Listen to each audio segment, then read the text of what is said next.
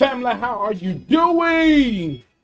It's your boys, Pastor Lee B, and your boy, Pastor Trey. We here. We about to have some fun, y'all. We hope that y'all logging in wherever you may be. Montgomery, it's an inspiration station, Praise 96.5 FM, WMGY. It's 3:03 here in the capital city. The temperature is set at about 97 degrees on the outside. According to the weather report, it feels more like 106, but in actuality, it's only 97 degrees on the outside. So with that being said, please make sure you stay cool, hydrated, and collected. And the way you do that is by remaining hydrated. So please make sure you drink plenty of water and fluids and all of that good stuff. Water, not Gatorade, water. Water will definitely be a blessing. Yeah. It'll definitely be a blessing. Water. So yeah, man, we're back with Straight Church. No chaser. Your mouth might have full over there. I just took a bite. You can hold out. Man, look, as soon as I took the bite, then you started. Had I known you was about to take a bite, I would have parlayed. Yeah, it's all right, brother. It's all right, brother. We in there. That's all. We in there. But of course, you know you locked in with yours truly, the Crown Prince, Pastor Trey, and your boy, Pastor Lee B. Hungry and thirsty. Did you get that water? Doc, you said drink your fluids. I had to go get a water. I don't blame you. And I drank some water earlier, so I can drink this Gatorade. That's okay too. Yeah, I've been trying to challenge myself. I'm drinking at least 4 bottles a day. That's good. Yeah, about 4 bottles. How has it been going so? Life has been well, man. Had a good day today with the Pilgrim Rest Baptist Church. Shout out to Pilgrim Rest. They had an amazing senior prom today. Yeah. So all the seniors came out, and it was a beautiful thing to see mother and grandmother out there pop locking and dropping and doing the flex. You know what I'm saying? Flex your body. That's what he be saying. I think that's what they say, right? Slide to the right. I did part, but when it first come on, what does he be saying? Person. You got the wrong person. I don't know for real. But no, man, we had a great time. What you said sound like that's remotely close to what he Like your body? Yeah. It might be it. That sounds like that. It might be it, man. Me and Pastor Ellis had the opportunity to sit there and chill and watch them smile and the OG. Yeah, the OG, man. Him and Mother Sadie Ellis was right there. That's auntie. Yeah, man. So it was a blessing to just chill and then go and run through the crowd like a rock star. So we had some fun. Yeah, fun. You weren't stopping off stage. No doubt. Letting them pass you through the crowd. And you know who the MC was? Who? Just guess. Who you think the MC was? What, senior program? What time it started? 10 o'clock. Okay, so first person I think that was you? No. Okay. Miss Cuban, Ray Hayes. Yeah, Miss Cuban. Okay. And probate Judge J.C. Love was up there. I know they did a great job. Yeah, they had fun. They had fun. So, man, we see our Facebook crowd coming in, our Facebook family. It's a blessing to be here one more time. It's another Friday afternoon. It is our 42nd episode of season 3. We have officially made it into the month of August. You ought to give God praise right through there. Come on. You done made it to the 8th month of this year. You thought you wouldn't make it past February, but look at you. You done something right, and you're still where you are, or you're better off than where you were. I don't know. You know your testimony, but lift your hands and tell God thank you. You made it to another month. And so it's a blessing to be here. We definitely want to thank God for all of you who are tuned in. We see you, Frankie Smith. Good afternoon to you. Nate Walton, what's up, fam? Sister Elizabeth Williams, we see you on Facebook. Good afternoon to you. We pray that y'all are well and wherever you are, that you're having a great day. So we're going to ask the question. You know where we are. Give us one word for your day. While you're giving us one word for your day on Facebook, we want you to throw some hearts on the screen, engage with us, and let somebody know that you're enjoying being in this space. This is Straight Church, No Chaser. Yeah. So, Pastor Trey, what's good, man? What is your word for the week? One word for the week. One word for the week. I would say,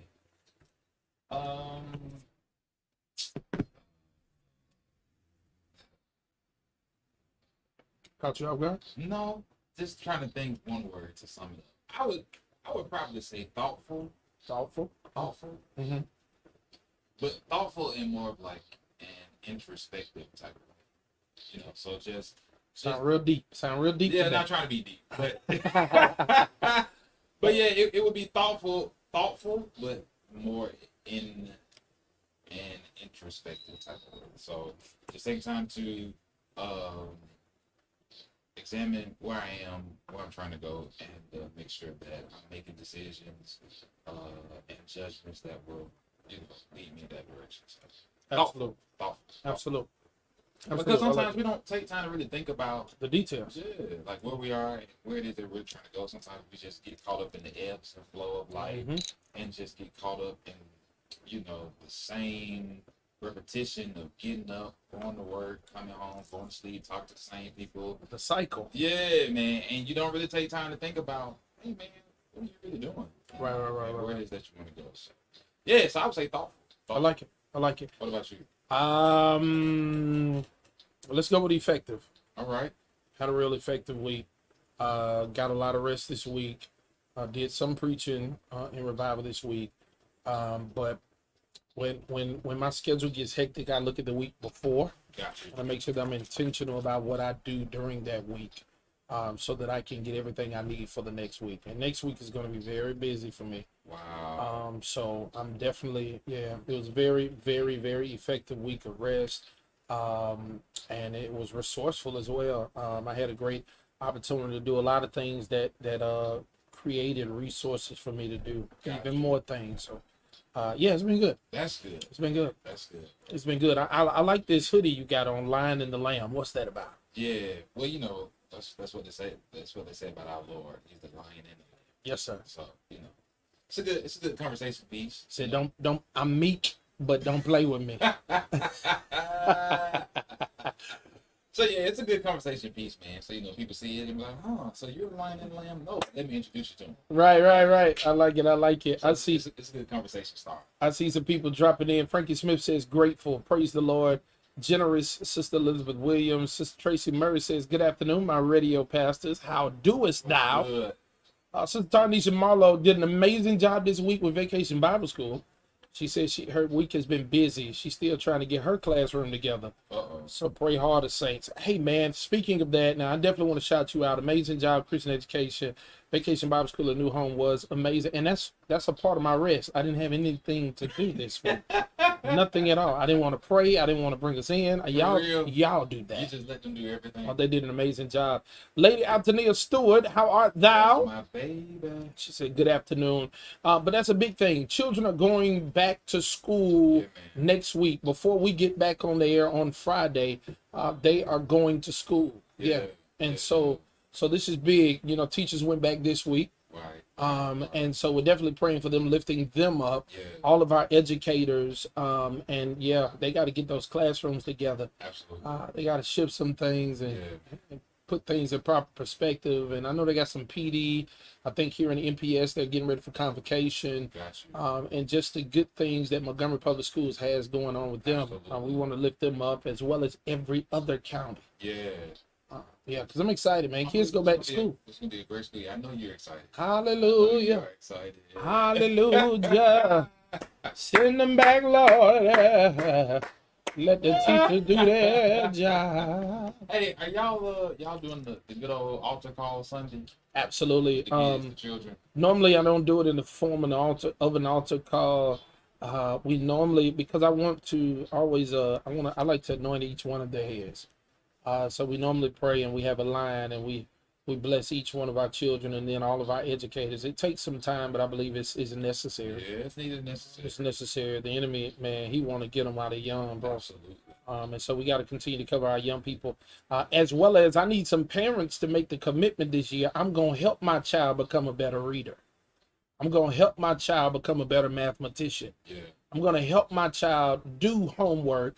If the school don't give it to them, I can create some, find some, get software with some, so that they're practicing at home what they learned in the schoolhouse. Absolutely. And I pray we got some parents who are on board with that, so that we can make sure that our children are the best and the brightest young minds in the world. Yeah. That parental involvement is needed and necessary. Yeah. And it really helps to reinforce what teachers are trying to enforce at school, man. Absolutely. And I think it's important when parents take an active role in their child's education, not just relying on the school system to do it all and be all, but when parents take up the challenge to really be there. I know parents are working and grinding, trying to make sure they can provide, have a roof over their head, all that good stuff. But still, man, you got to make that time to spend with them to be actively involved. You were sitting maybe 2 people away from me at Pastor Gilbert's installation, and I got bit with that old school Baptist bug that when they start charging them, you keep hollering, charge them, brother. Yeah. Every time they say, I charge you, say, this might be the Sunday we need to charge the parents. Man, This might be the Sunday we need to charge the parents absolutely. to do It's not all only their parents. job, but to do more than their job. Go above and beyond. This your child.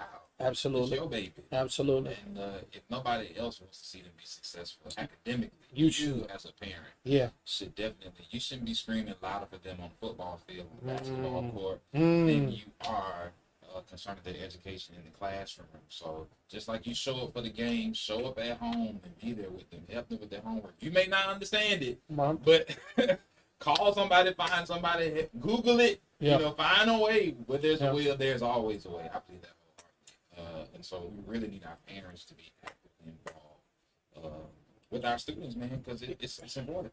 It is you teaching them development or work ethic. There it is. Yeah. You're teaching them and developing them to have the work ethic that you desire for them to have when you're no longer around. And many parents and many houses are not developing the work ethic that's needed. And then we're so excited for them to go off to college and don't understand why they flunk out. Absolutely. It's because they're used to never doing anything at home. Yep. And you won't have that ability when you go to college. I don't True. care True. how much, homework they don't give in the school systems now when you get to college. It's really on you. Yeah. Old professors are not holding your hand. Oh, yeah. They ain't checking up behind you. Doc, don't let it be a subject where you get departmental exams Wow. and your teachers, Oh, wow. they have to keep up with the pace of teaching, or else departmental exam is what it's gonna be. And then that same teacher look at you and say, it's on you. I know. I taught lesson, but you still had to read the chapters. Yeah. Hold on, bro. What you mean? Yeah. So let's make sure that we instill in them the right level of work ethic when it comes to their academia.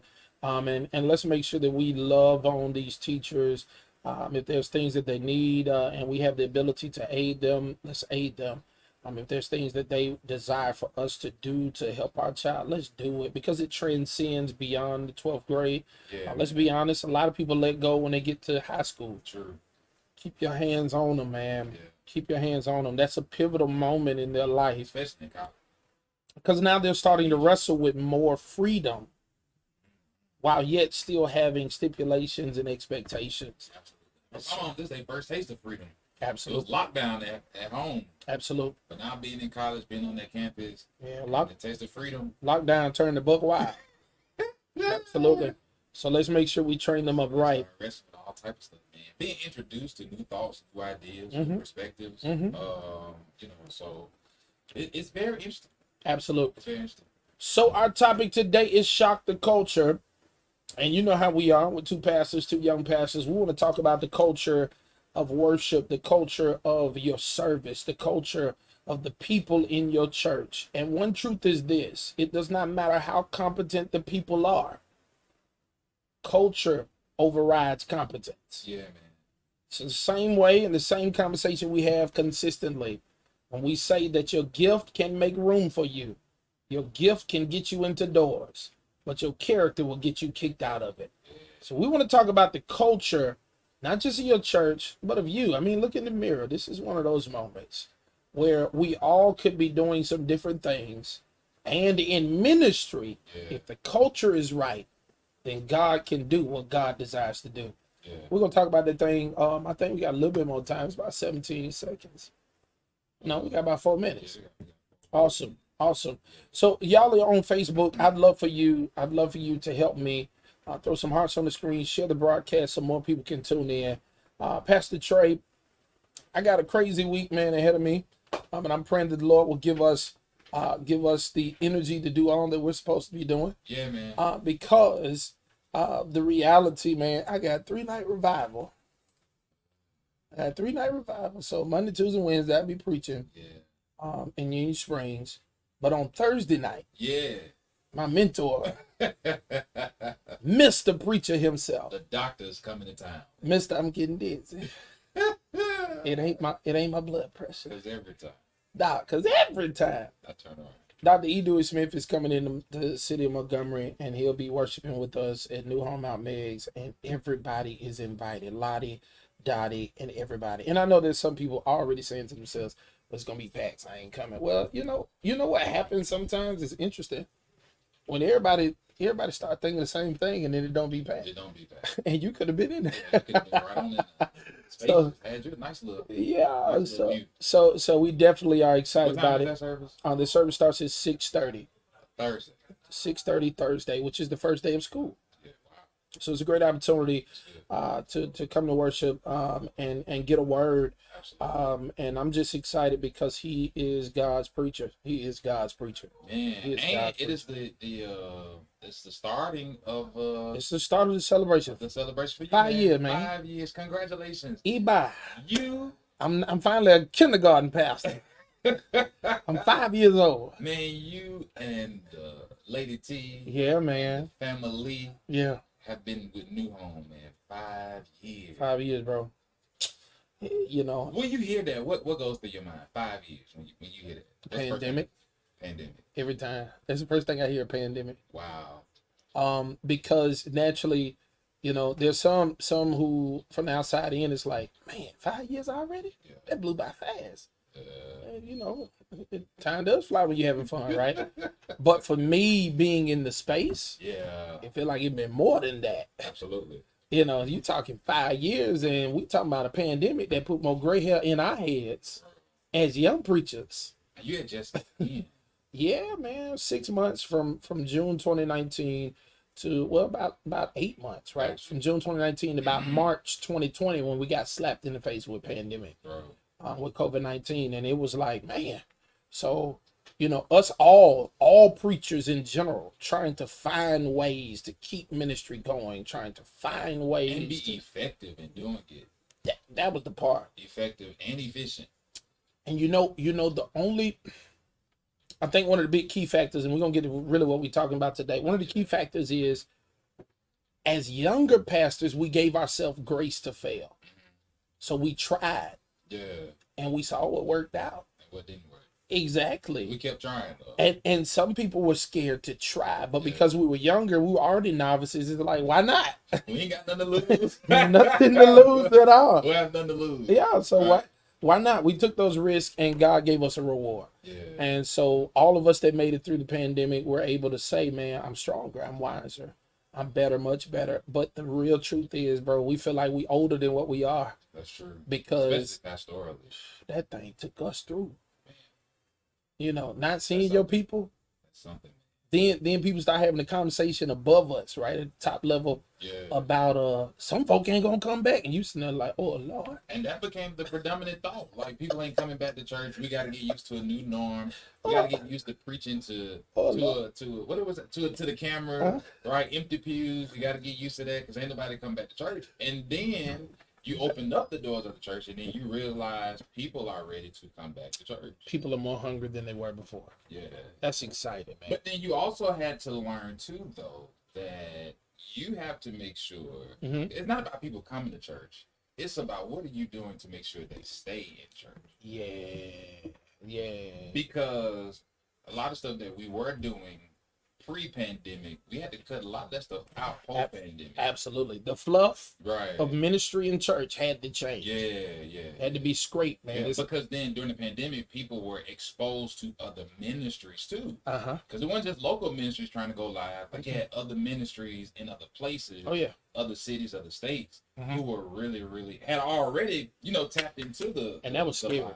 That Yeah, was scary, bro. Yeah, To, man. to think that we're on the same platform, Yeah, not intentionally competing, but competing for the attention of our members. absolutely. against a TD Jakes and a Jamal Bryant and all these other great pastors where their stuff is impeccable and we're They working was with what saying, we have. I love my pastor, but they still watching TDJs, still looking at Jamal Bryant, watching he do it. Like they were really looking at him, and there's nothing wrong with that. No. But at the same time, for those of us, especially those of us who are younger pastors, we took the challenge to say, hey, if those guys can do it, We can too. yeah. Yeah. We saw what they produced and we tried to produce it on our level. And they gave us ideas too. Absolutely. Like he gave us some ideas, and we were able to do some things that the city wasn't used to, Mhm. but it was very beneficial for us, not only Absolutely. in the pandemic but post pandemic. Absolutely. Yeah. And so we made it 5 years, man, and we're gonna have some fun, man. Pastor E. Dewey Smith coming Thursday.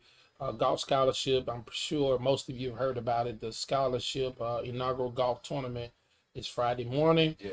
And then we have actual pastor's anniversary service with Pastor Kelvin Bryant Oh, man. on Sunday. Oh, Yeah. man. So we're gonna have some fun. You doing both services? Yes. You doing both? Okay. Yes. Be good. Yeah. So we got to figure out how we're gonna do the show next week. We might have to do it live from the golf. And you have to. Man. You gonna phone me in, Doc? We're gonna do it like that. Look, we're gonna run StreamYard up there, and we're gonna jump in there. Yeah. A live remote. Oh yeah. On site. Let's make it happen. We on site. Pastor Walker, how are you playing, man? Yes. I'm out here hitting everything except for the hole. Yeah, man. Boy. Right. 334. Yeah. Good afternoon. We see you, Van Jackson. Pastor Jonathan Gilbert, what's up, man? And congratulations to you again on installation. Awesome service. Charge him. Awesome service. Char- Amazing celebration. Charge him. Where's grandmother? We need grandmother. Good afternoon, Sister Ruby Barton. JG said he stole Grace to fail. Yeah, man. So we definitely are we're excited, man. For the rest of the show, we got a call in coming soon, but we're going to talk about this culture as soon as we get back. Family, we love you. Yeah. Before we go to the break, though, we do want to shout out our sponsors. Oh, yeah. Definitely want to get them in. We got to shout out to our A1 since day one. Who it be? The Loving Teddy Bear Foundation, founded by our big sis, Tyranisha Marlowe, and Mama Sonia Mills McCall. The focus of the Loving Teddy Bear Foundation is mental health awareness with a concentration on suicide prevention. This foundation is a tribute to the life and memory of Brother Colin Connor. To learn more about his story and the Loving Teddy Bear Foundation, head over to their website, which is lovingteddybear.com. And if you would like to make a donation to this awesome and amazing foundation, you can do so via their website or on Cash App. Their cash tag is $ Loving TB Foundation. That's $ Loving TB Foundation. Also, we got to send a major special shout out to the Wellness Coalition. Major shouts out to them. Listen, are you a breastfeeding mother or do you have a baby on the way? The Wellness Coalition Pump Up for Breastfeeding Summit is a free virtual event happening on August the 27th. We will cover various topics to help moms overcome any challenges they may face. You can also get tips and resources to help with common maternal health disorders, such as depression and anxiety, as well as several other topics throughout the day. Register now at thewellnesscoalition.org. That's thewellnesscoalition.org. So, major shouts out once again to the Wellness Coalition and to the Loving Teddy Bear Foundation. Absolutely. Remember, sirs, make sure y'all keep it locked. We'll be right back after this commercial break. Yeah, y'all. Hey, family, how you doing? I want you to do me a favor. I need to know what you're cooking today. Good afternoon to you, Sister Erica LaShawn Thompson, Jewel Lamar Easter. Good afternoon, good evening. Family, throw some hearts on the screen. I see about 5 people engaging.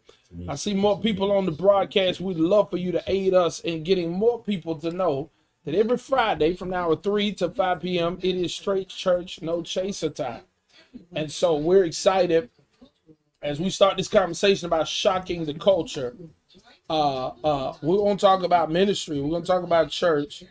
We're going to talk about where we can be and where we need to be. Gotta make sure I share this real quickly.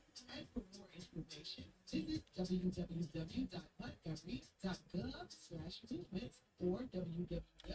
Charge them, Rev. Every time they say I charge you, I get excited. Charge them. Big brother, Pastor Henry Davis. Ah, He was slapping charges left and right. kill them. Kill them, Reverend. Kill them, He was Reverend. slapping charges left and right. Kill them, Dad. Well, that may be a stretch, or it's not a stretch.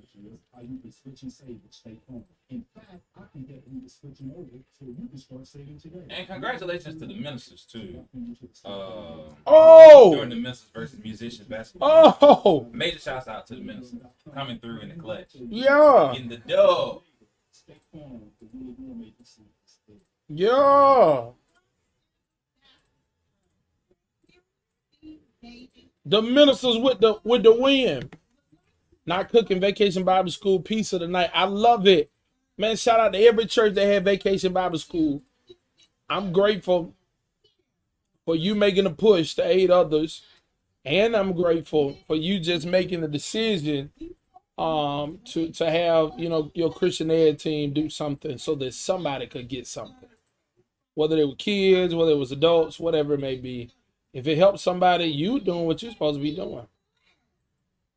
He needs the pad net. I charge you. Jay-Z said he need the pad net thing. Hey, mama.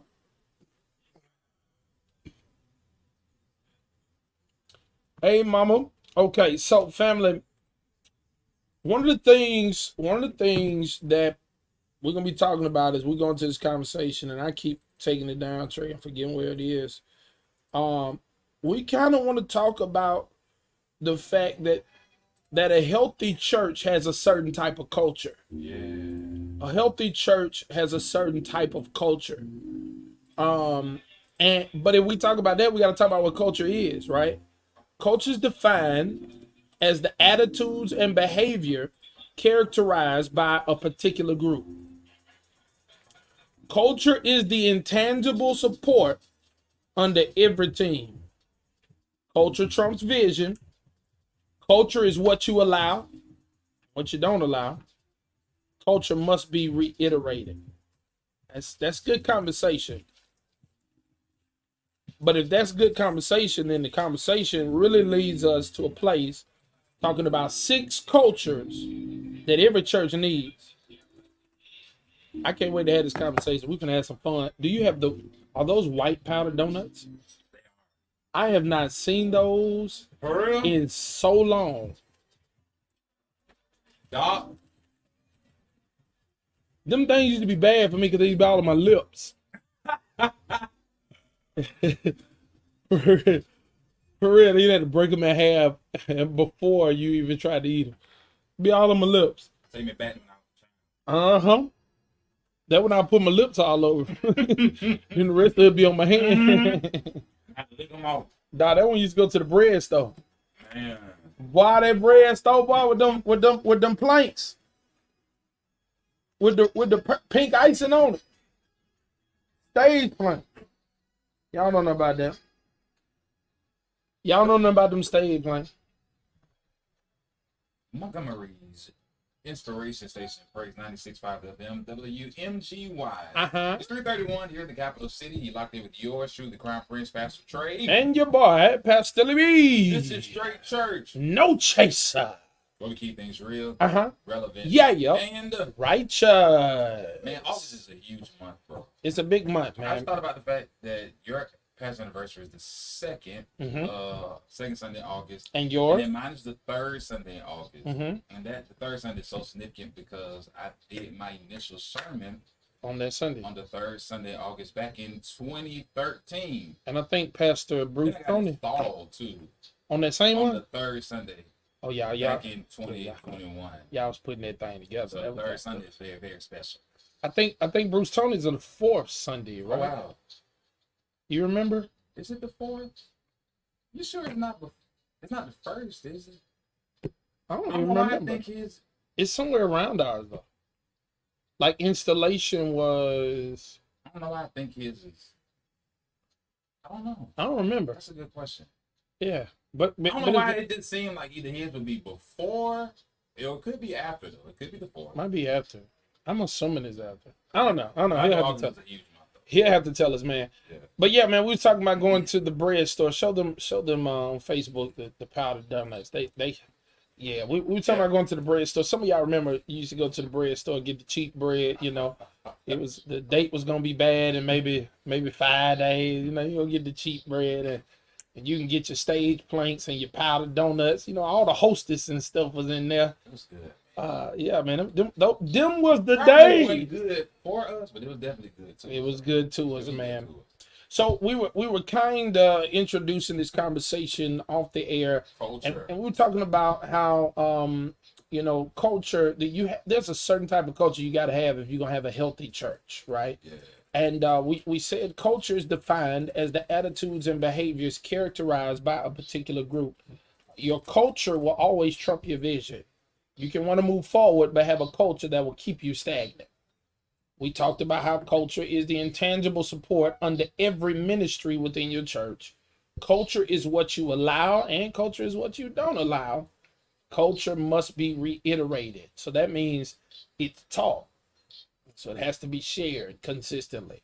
So we want to talk about these 6 culture modes that every church needs to grow and or have if you're going to be a healthy church. The first culture mode is the culture of honor. Yeah, man. Wow. That's huge. So this matters because your ability. That's a caller. We got a caller. Yeah, that's Okay, we can take it. Go ahead. Caller, you on the line? Caller, you're on the line? Oh, no. No caller. Get back. You don't know me like that, caller. Get off the line. why we need call ID. Right. We need call ID. We about to make a serious point, and then we get hit with it. I think somebody pranked us on the low. But go ahead. So the culture of honor, right? So this has to be a space that everyone's in the place of worship. This is a culture where everyone serves others. Yeah, man. Where you have a mutual respect across the generational lines. This really matters. Because when you can get older saints to work with the younger saints, The young saint. and the younger saints to work with the older saints, Yeah, the church has the type of culture that it needs. absolutely. You have a culture of honor where everyone is giving everyone respect and everyone is attempting to serve everyone. It doesn't mean that every moment gonna be peaceful. It definitely does not mean you gonna always be happy. Yeah. When you go to the kitchen ministry and you want that extra plate and you talking about they outside, they tell you no. Everything ain't gonna make you happy, but a culture of honor is a culture where everyone serves everyone. Yeah. If all of us are serving each other, then no one is left unserved. That's true. And I think that matters, right? And all needs are being sufficiently supplied and met. Mm-hmm. And then you keep down a lot of mess and confusion too, Absolutely. right? Because now you're putting your needs beneath the needs of somebody else. Absolutely. Like you're sacrificing your needs for the betterment of someone else. Mm-hmm. And I think that's a healthy thing because we got another call. You don't think this is round 2 of them trying to prank us to it? Let's see. Caller, you're on the line. They came back. I don't. Caller, caller, leave us alone, caller. Oh my God. Culture of honor. The conversation. She's disrespectful. She's very disrespectful. Y'all couldn't hear that on Facebook, but She was in the middle of you know, somebody from Ask Telemarketing or something keep calling us over here. But before we were so rudely interrupted. because we know our history. We know our history. We know where we going to. So the culture of honor, Yeah, as we talk about it, and you talk about serving one another, that means we're growing in relationship too. absolutely. So that means now our church is not just friendly, but we're relational, That's true. which means we operate like a unit, a family, yeah. right? And we know there's going to be disagreements, but we always come back together. Absolutely. What does that do for a church? It makes it more appealing for people who need relationships, True. who need support, True. who want to be a part of something that's going in the right direction. And it's also beneficial for those who drift away Mhm. and realize I got somewhere I can go back to. Yeah. You know what I'm saying? Like, Yeah. I think too, a lot of focus is on evangelism, Mhm. going outside. That's fine, we get it. But there also has to be some evangelism. Yeah, what you like on the inside? Yeah, yeah, seriously. And that makes all the difference in the world because Wow. I do believe that it was always the intention of God for the church to be a family. Yes, sir. Because when you join the church, you're not just joining a church, but you're literally joining a family. Come on in here. You know what I'm saying? So, of course, in any family, you're going to have issues, you're going to have disappointments, you're going to have setbacks, but that doesn't mean that you're no longer family just because you don't see eye to eye, just because you don't agree. Absolutely. And we have to understand, man, that it is the things that we sometimes disagree with each other on that really makes us better, and it causes our love for each other. Disagreements develop you. Yeah, man. Yeah. Yeah, man. Love, real love. Mhm. It has to be able to endure all things. Absolutely. That's Bible. So let's do this for somebody who might be young and listen to us. Culture, I would say, is synonymous with vibe, right? Mm-hmm. And so the first vibe, the first culture is one of honor. Yeah. And when you don't have the right vibes, don't nobody want to be around you. Anybody trying to? Please don't kill my vibe. Please don't kill my vibe. Right. So your church needs a culture of honor where everyone is serving one another. Yeah. Generationally, they're serving one another. This is what I often call intergenerationalism, Yeah, right? man. You know, that conversation that we understand it's going to take the young and the old to get in the trenches together, Yeah. not be in separate spaces trying to work on the same thing. Together. Yeah, it's not the us and them. I need young folk next to the older folk Yeah. so that when the Lord should take you on to glory, Yeah. that there's someone to keep it going. Right. We don't think about that enough. True. Like sometimes we're so bent on us being the only one who knows so we won't be replaced. We don't think about who's going to replace us when ultimately we have to be replaced. Ministry is designed for you to be replaced. Absolutely. Like Jesus literally trained his replacement here on earth. Life is designed. He had to get his disciples ready because he knew he was going back to be the Father. I got to leave you now. John 14. I'm not leaving you comfortless. That's about all he was saying. Clock on the wall said that's all. I'm gone. You're going to have a new preacher. And he took 3 years to get him ready. Doc, come on in here. And then see that now that we done turned to teaching preachers how to leave. Because you gotta teach them. Yeah, man. And you gotta let them know That's important. that he can't come if I don't go. Exactly. Which means you gotta go. Yeah. Okay, all right. Let's leave that alone. At some point. Let's leave that alone. Okay. The first culture is the culture of honor. Yeah. The second culture is what, Pastor Trey? The second culture is the culture of trust. Mm. Trust. Trust. That matters.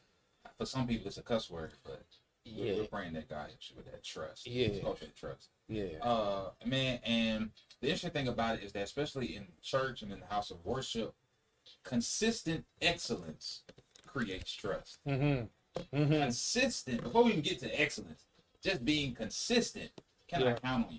Yeah. That accountability, right? Yeah. Consistent excellence creates trust. And it calls people out of hiding. Uh-oh. It calls people out of hiding. Uh-oh. Because there's a lot of people in church that don't want to do things because they're shy or maybe they're afraid or maybe they're scared. But when you have that relational part and piece we talking about with the culture of honor, Yeah, man. then you have a culture of trust where people will step out of their comfort zone Yeah. and step out on faith. Yeah. Could it be that some people have not stepped out on faith because of the folk that's around them? That's very true. You know what I'm saying? That's very true. What would have happened if Peter legit said, I'm not even going to try because y'all ain't trying? You know what I mean? He would have never known that you can literally step out on God's word. Yeah, man. So this matters, like that place of trust, that place of knowing that I'm not going to get hurt Yeah. for trying to help. Yeah. Because a lot of folk got trauma True. from dealing with folk at church. As much as we don't want to hear the word church hurt, that's where it really comes from, right? People have trauma because they tried to help folk and folks say you weren't good enough or that wasn't right, or they ostracize you versus putting you in a place of development. Or maybe you just had a heightened level of offense. I'm not sure, but the reality still is your hurt ain't gonna be my hurt. True.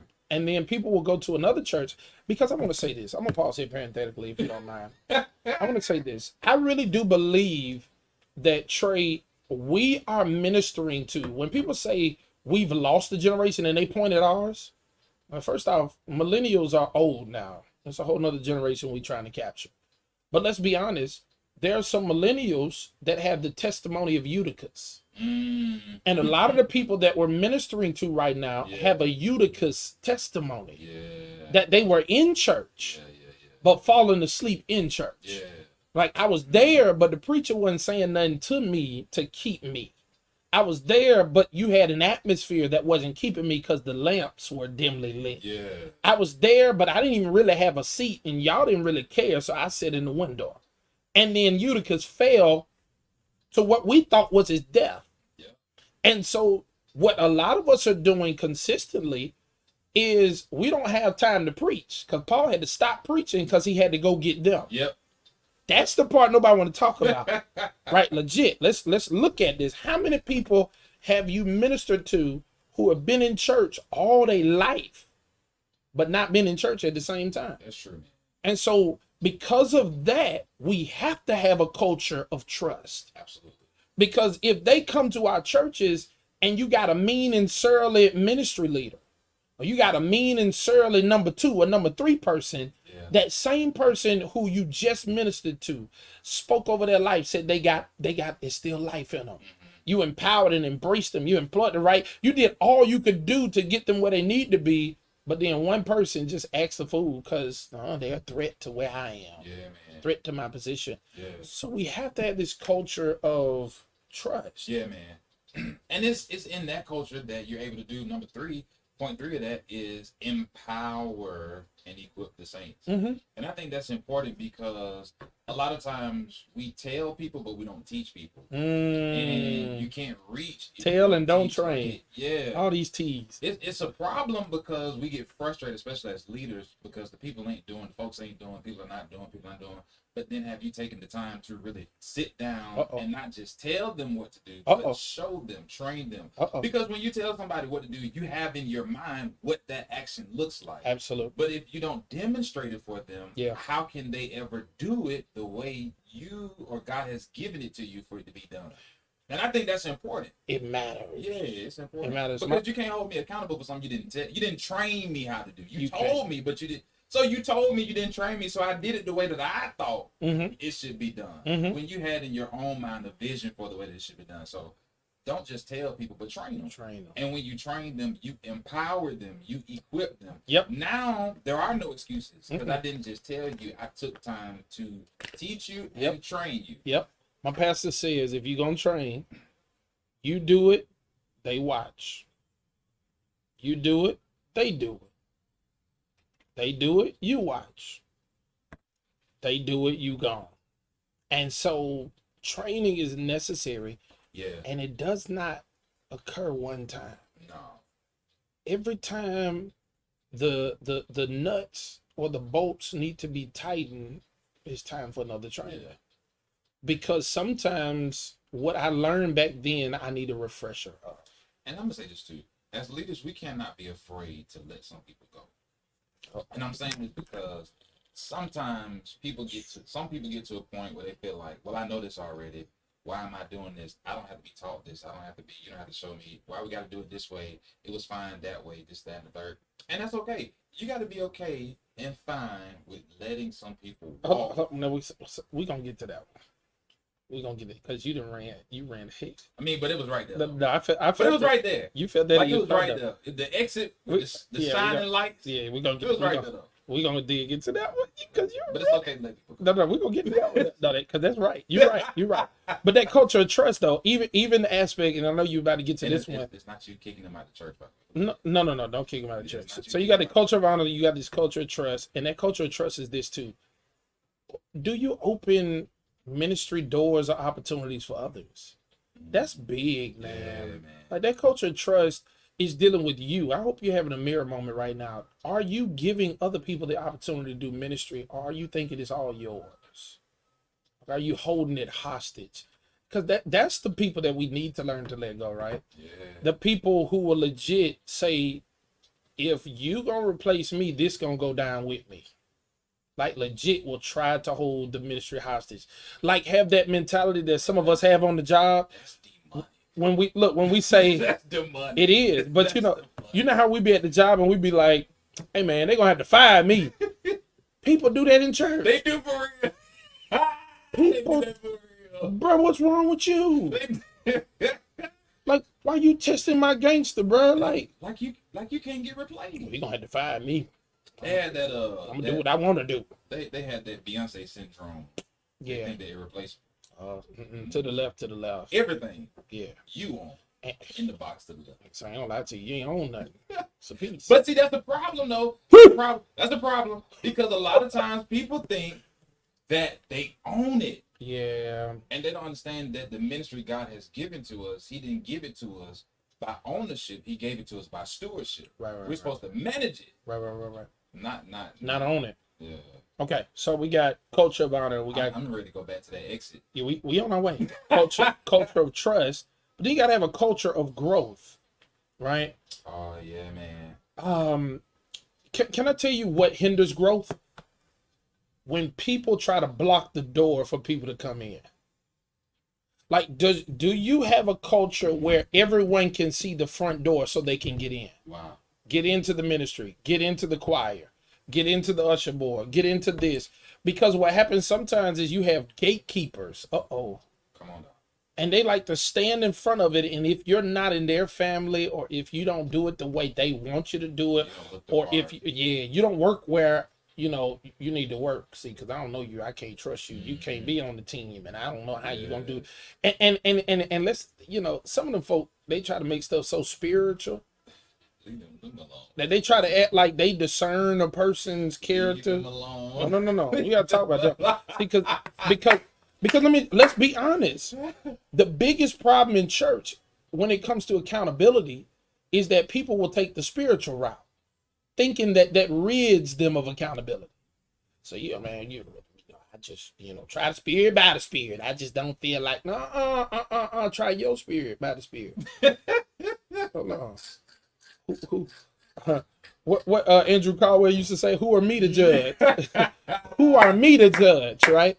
I need you to move out the way because this ain't your ministry. It's not. This ain't Right. your church. It's a sad reality when we really don't even want to call folk leaders of ministries because folk think it's Yeah, theirs. like we had to come up with different names. Yeah, you had to- I'm not talking about restoration, so I'm not thinking of No, just in But general. the church In general. we had to stop calling people president Oh yeah. and We vice president. had to stop that. We had to stop calling people president. We had to stop Because that. they literally felt like it was theirs. Like, wait a minute, brother. Brother. This comes with limits. Then your power is is limited, But and it's crazy. But sometimes people get titles, they get names, and they go to their head, man, and they really think that they are the end all be all. your job is to create ways and avenues to build teams. That's what grows ministries. We see you, Apostle Holmes, Dr. Scott Holmes. We see you. Your job is to build teams. Absolutely. Legitimately, when new people come, when guests come, when visitors come, Yeah. you ought to be trying to see what are you skilled at, because we love to get you to work. Absolutely. We love for you to help in this ministry. We love you to be a part of this. Yeah. Gatekeepers are always trying to only let certain people come in. I know some of y'all listening, you ain't never been to the club before, but if you ever went to the That club council mentality. back in the day, and they let certain ones in, Yeah. and they made other ones pay more money to get in, Absolutely. man, that folk doing that at church. Now they ain't taking no money. I hope not. But some of them want folk to literally make them feel like they're everything for them to be a part of a ministry. Get out the way. Yeah. That's not a healthy culture. We're not kissing rings at the church. No, that's a We toxic ain't culture. kissing feet, and we ain't kissing no other stuff either. Ain't none of that. Culture of honor, culture of trust. Your church needs a culture of growth, Yeah. but then they need a culture of, Creativity. say it louder. Yeah. Say it louder. Oh, creativity. Yeah, because some people think that's a cuss word. Because they Creativity? real traditional. Oh, Yeah. We need creativity. And you can't put creativity into a box, so it scares some people. It's gonna be different. It must be. Yeah. Because if you're gonna make a difference, you gotta be different. Yeah. Right? Yeah. And so the bottom line foundation is this. I'm happy that some of us have the culture of creativity, but make sure your creativity is following the vision of the house. True. Oh my God. Yeah. Can I get a witness on the other side? But say that again though. Yeah, because some of us are very creative, but it ain't in line with the vision. Yeah. I'm happy you creative, but are you following the vision your pastor gave you? Yeah. How does this fit into the mold of our mission? Because God only gives one vision for the house. So what is creativity about? It goes back to what we were talking about during the pandemic. Yeah. That grace to fail. Yeah. The only way you can have a culture of creativity means that you're giving people space to not always, end up with the best thing. You can make mistakes. There it is. That you got space to make mistakes. Creativity is you trying something and then coming back and working on it again and trying it again. And it may be shifting this or saying maybe it's not the right time or maybe it's the wrong team. And then you try it again and it works. Yeah. Because creativity has the ability to create success that you never thought would come. And I also think it's allowing people the room and space to exercise the gifts that God has given them.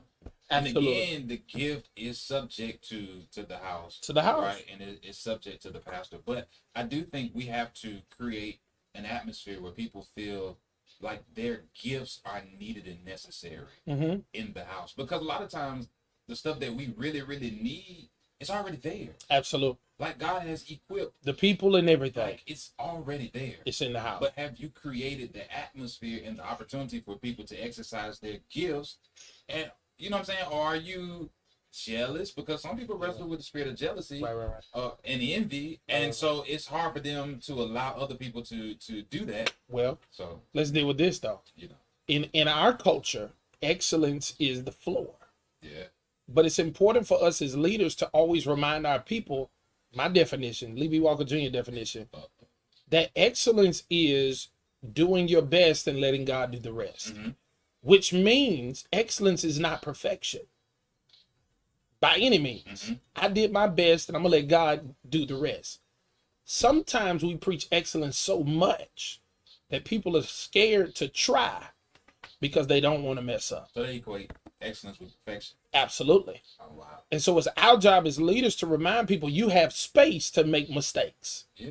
I'm going to give you two things. You're going to get the resources and I'm going to give you room. Mm-hmm. Go handle your business. Yeah. Whatever goes wrong, we'll debrief. We'll fix it next time. Right. And there's some things we can talk about beforehand so that we don't have those mistakes. But then check this out. Just because you're creative doesn't mean you need all the credit.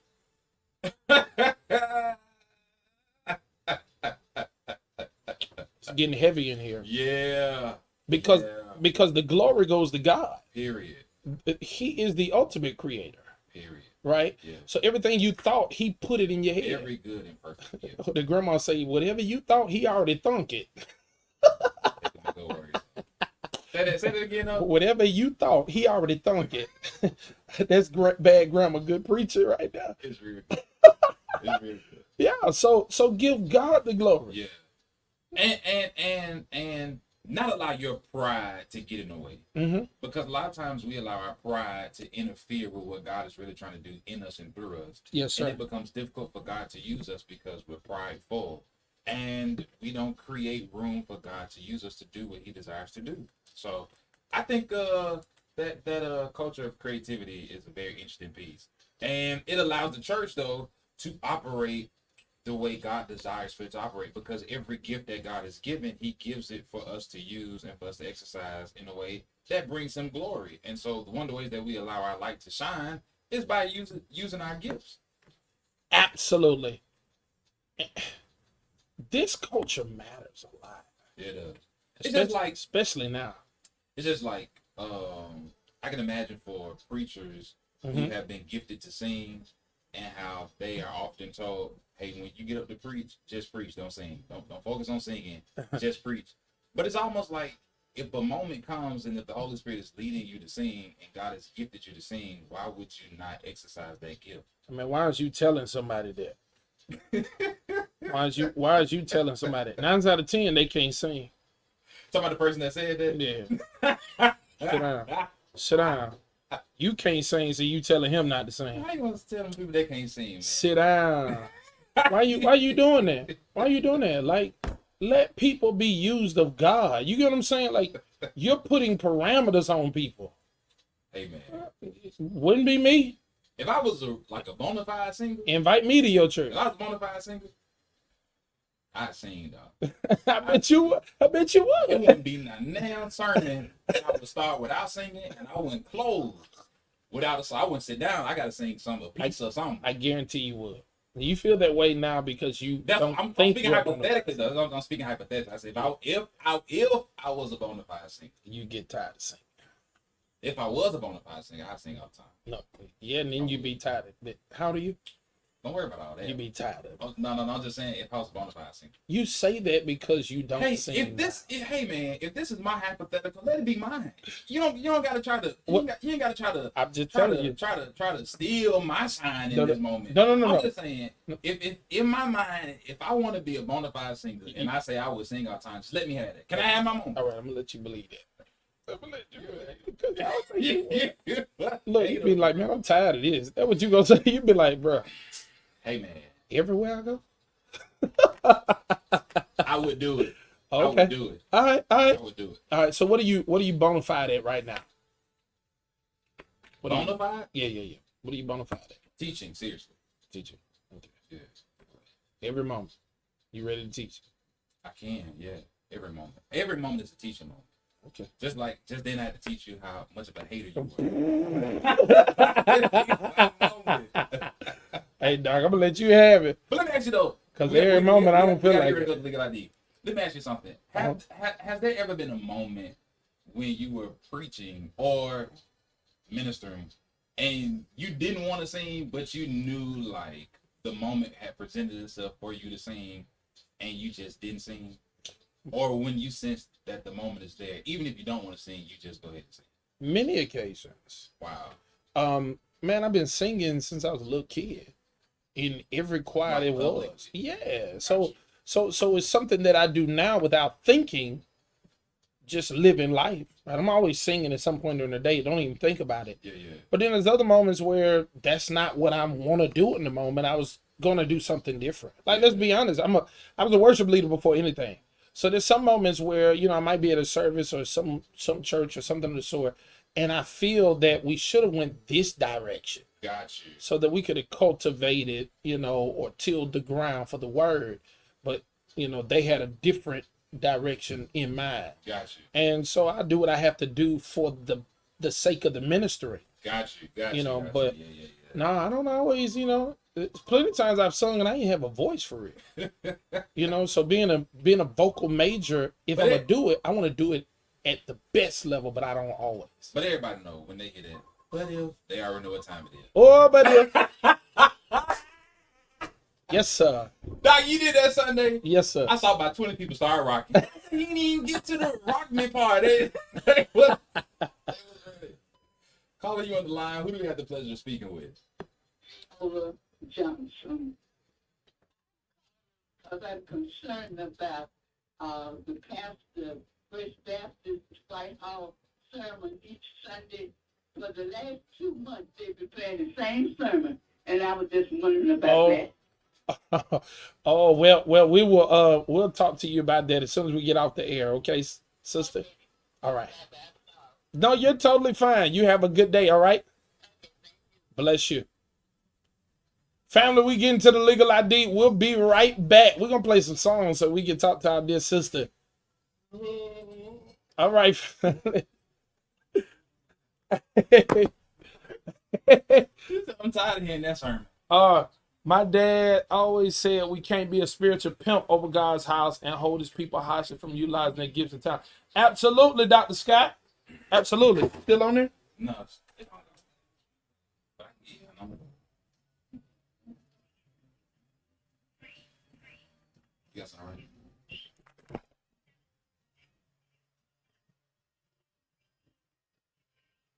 What'd you say?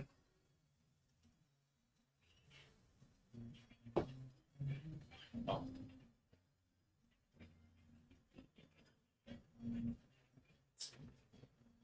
Okay, hold on. Let me get it. You ready? Hey, give him time, don't you skip that. Hey, we got some call in today. 334. We got some call-ins today, y'all. So I think culture matters. Mother is the treasurer. You so stupid. No, it ain't. No, it ain't. Let me holler at you.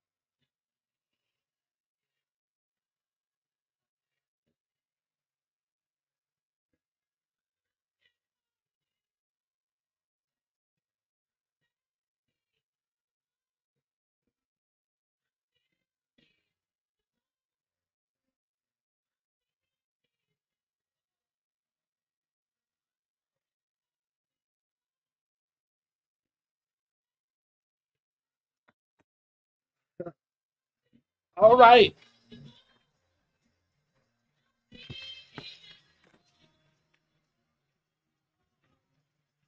The sky is the limit. Oh, you are. Now, so one of the big things that's key though, as we talk about these cultures, is that it can be hard to create the right culture. Like it's not as easy as people think. Especially when, like, if you start in a church from, foundationally, if you are birthing a church, it can be easy to set the tone of culture. Right.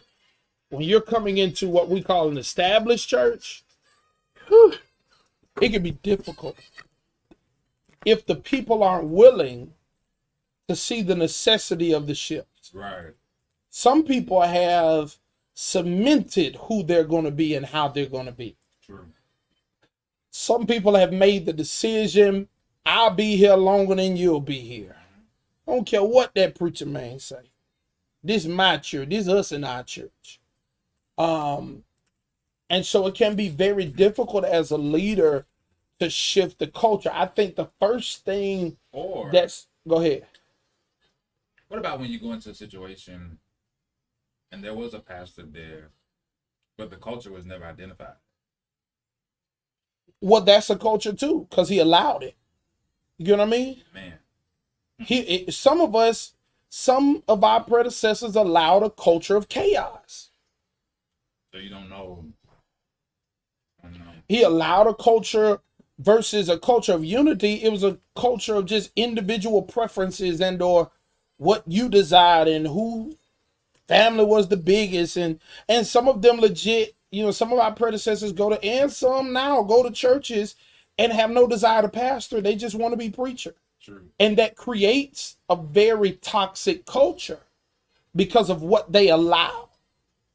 But I'll say this to any pastor who's struggling with the culture in his church. You need to identify the culture.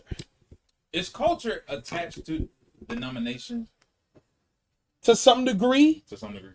I would say with your larger bodies, they have the ability to pour a certain culture on the people flowing down, if that makes sense. Yeah, I get what you're So I would say if you're if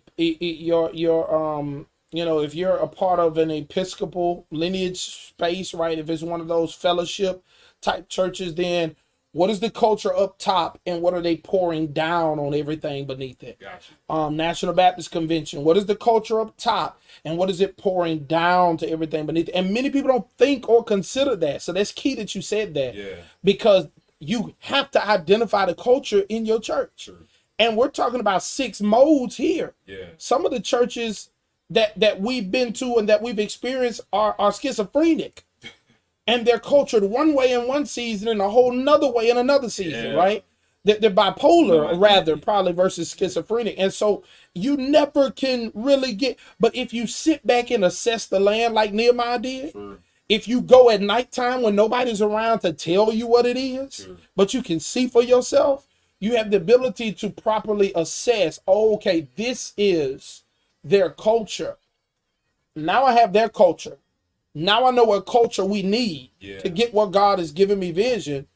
Now I have to discern the steps from getting us from here To that. to there. Yeah. See, a lot of us don't understand that because we're so used to this is generational conversation that we probably should be having on the air. Yeah. We're so used to punching in the address in our GPS on our phone, and it does it for us. And it puts it all together very fast. Yeah. We need to talk to the Atlas generation. The generation of us that was in the front seat with our daddy while he was driving, and we had the flashlight down on the Atlas, and we had to follow I-10 to I-65. Yep. And we had to compute with our hands because pastors, us younger pastors are missing that. Man. It's our job to determine how to get from point A to point B. And everybody won't get there at the same time. Yeah. Because before we had a GPS that would tell us which direction was faster, dog, you just had roads. Yep. And you had to discern which way are we gonna go. Yeah. You had to discern, oh, we gotta get on, we gotta Had to read the detour signs. ourselves. They had to read the signs. Is a car. You see what I mean? Yeah. That's our job. But many of us aren't reading the signs. We're not paying attention to the details. We just want to get over here. We want to get over here so we can quickly get away from this right here. Absolutely. Yeah. Oh, Doc, that's what they mean when they say that legitimately you got to enjoy the journey. Yeah. Because it's going to be a lot of ebbs and flows in between here, but it's going to make you better and them better. True. Come here, Israelites. What could have been 4 days ended up being 40 years. 4 days turns into 40 years. Man.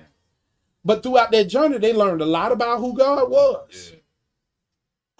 A lot of folk didn't make it to the promised land, but the folk that made it learned a lot about who God was. And they learned a lot about themselves. A lot about themselves, bro. Yeah. And so we have to make sure that we can assess what is the culture of your house.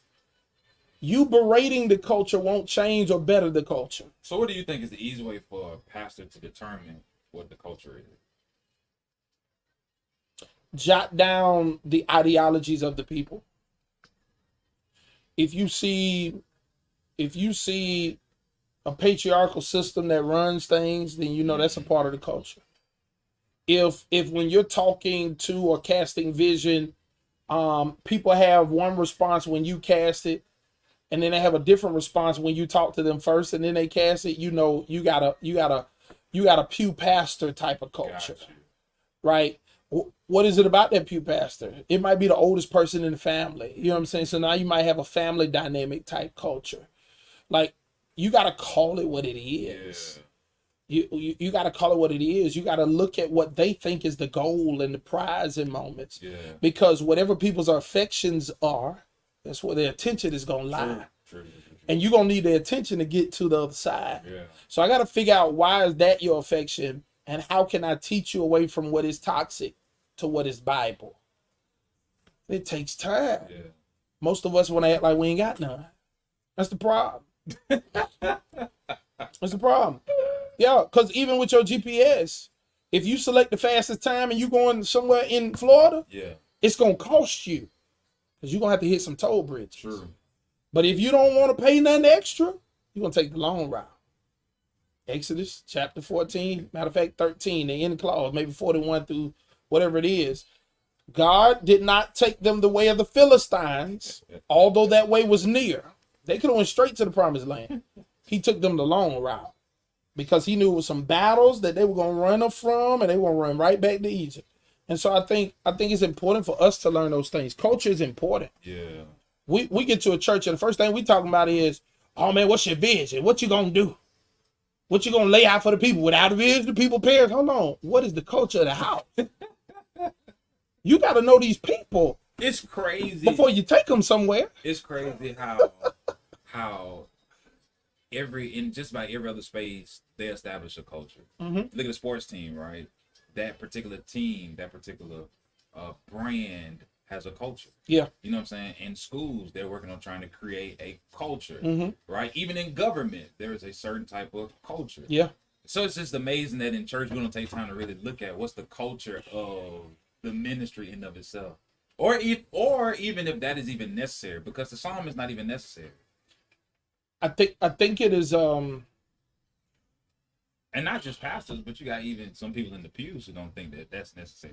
Whenever there are people included, there's going to be a culture. And unfortunately, a lot of leaders are leading without ever thinking about the people. Good afternoon, Daisha. What up, sis? They don't think about the people. And then there's some people who don't think about the culture that's been established. True. That's where that reiteration comes in. Yeah. And that's where they getting rid of folk come in, like you say. Because if you're against the Letting them culture go, of the yeah. house, that one bad apple can mess around and spoil a whole bunch, dog. And so, you know, let me tell you what the culture is. Oh, you still acting outside of it? Maybe, just maybe, you need to go to a house that's cultured how you want it to be.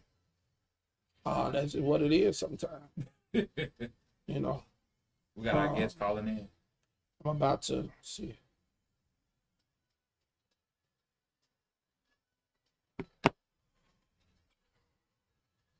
Good evening, Sister Leah Palmer. Yeah, and I'm gonna tell you that resetting culture is hard, bro. Man. Especially when you had like a predecessor that was there for a good length of time. That can be hard. I can imagine. It can be hard. I can imagine. Can be hard. And I ain't gonna lie to you. Culture is something that you normally build outside of the public. You build it in private. That's another thing people don't get. Culture is something you build in private. It's something you teach. Yeah.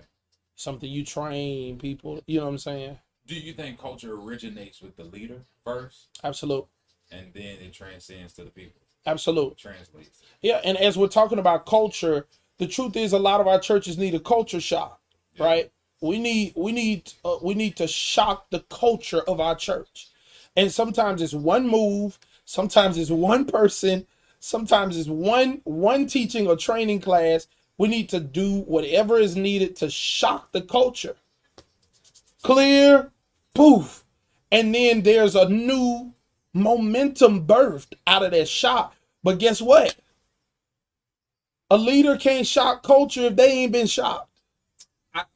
Listening to you talk, the first person that comes to my mind is Coach Prime, Mm-hmm. right? And just what he did for HBCUs for Mhm. the 3 years or 4 years that he was in that system. Uh-huh. How he literally shocked the culture of HBCUs by putting them on a broader platform that some people claimed they wanted before he got there. Yeah. Once he got there and everything, the status of HBCUs elevated, they weren't ready for all the pressure that came along with it. And then you even look to when he went to Colorado. Mhm. One of the first things he did, he told them, like, hey, some of y'all ain't gonna be with us much longer. Now that preaches too, though. So look at how he did it at JSU and look how he did it at Colorado. Mhm. Everybody can't withstand the same level of shock. Yeah. That's why there's certain, I don't know what it is. They tell them 1400 or sticks or whatever. Level. Yeah. Everybody can't withstand the same shock. Yeah. So when he was at JSU, he did it slower. Yeah. You knew he was there, but he did it slower. When he got to Colorado, they put it all in his hand. He immediately said, hey, man, y'all was a part of the losing team. Half of y'all might well go and enter the portal. Losing culture. Yeah. You might well enter the portal. You were satisfied. But he went and assessed the land first. He did. You could tell he had been there, and they seemed to be all happy about how good their team was, but they had lost all them games. And he said, yeah, this ain't going to work. I think the season before he got there, they only won one game. One game? And y'all still here? I know y'all ain't won it because you ain't tried to go nowhere. Look. And remember we talked about this, last week or a week ago? That you got to have winners on your team. Absolutely. Last week. People who will not get stuck Week before last, yeah. in the dead end and just say, oh no, I ain't gonna try no more. Yeah. I need you to be a winner. Because it's easy to become comfortable in complacency. Absolutely. What is this? This Skip Bayless.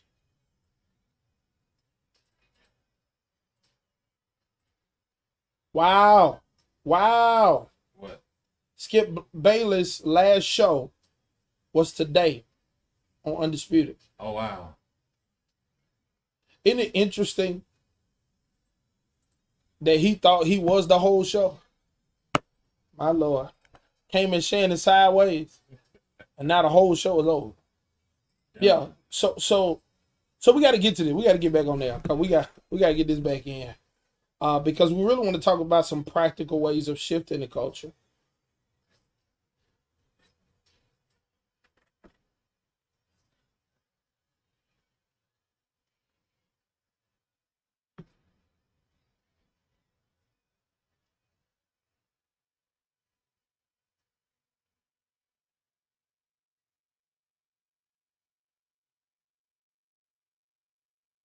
Okay.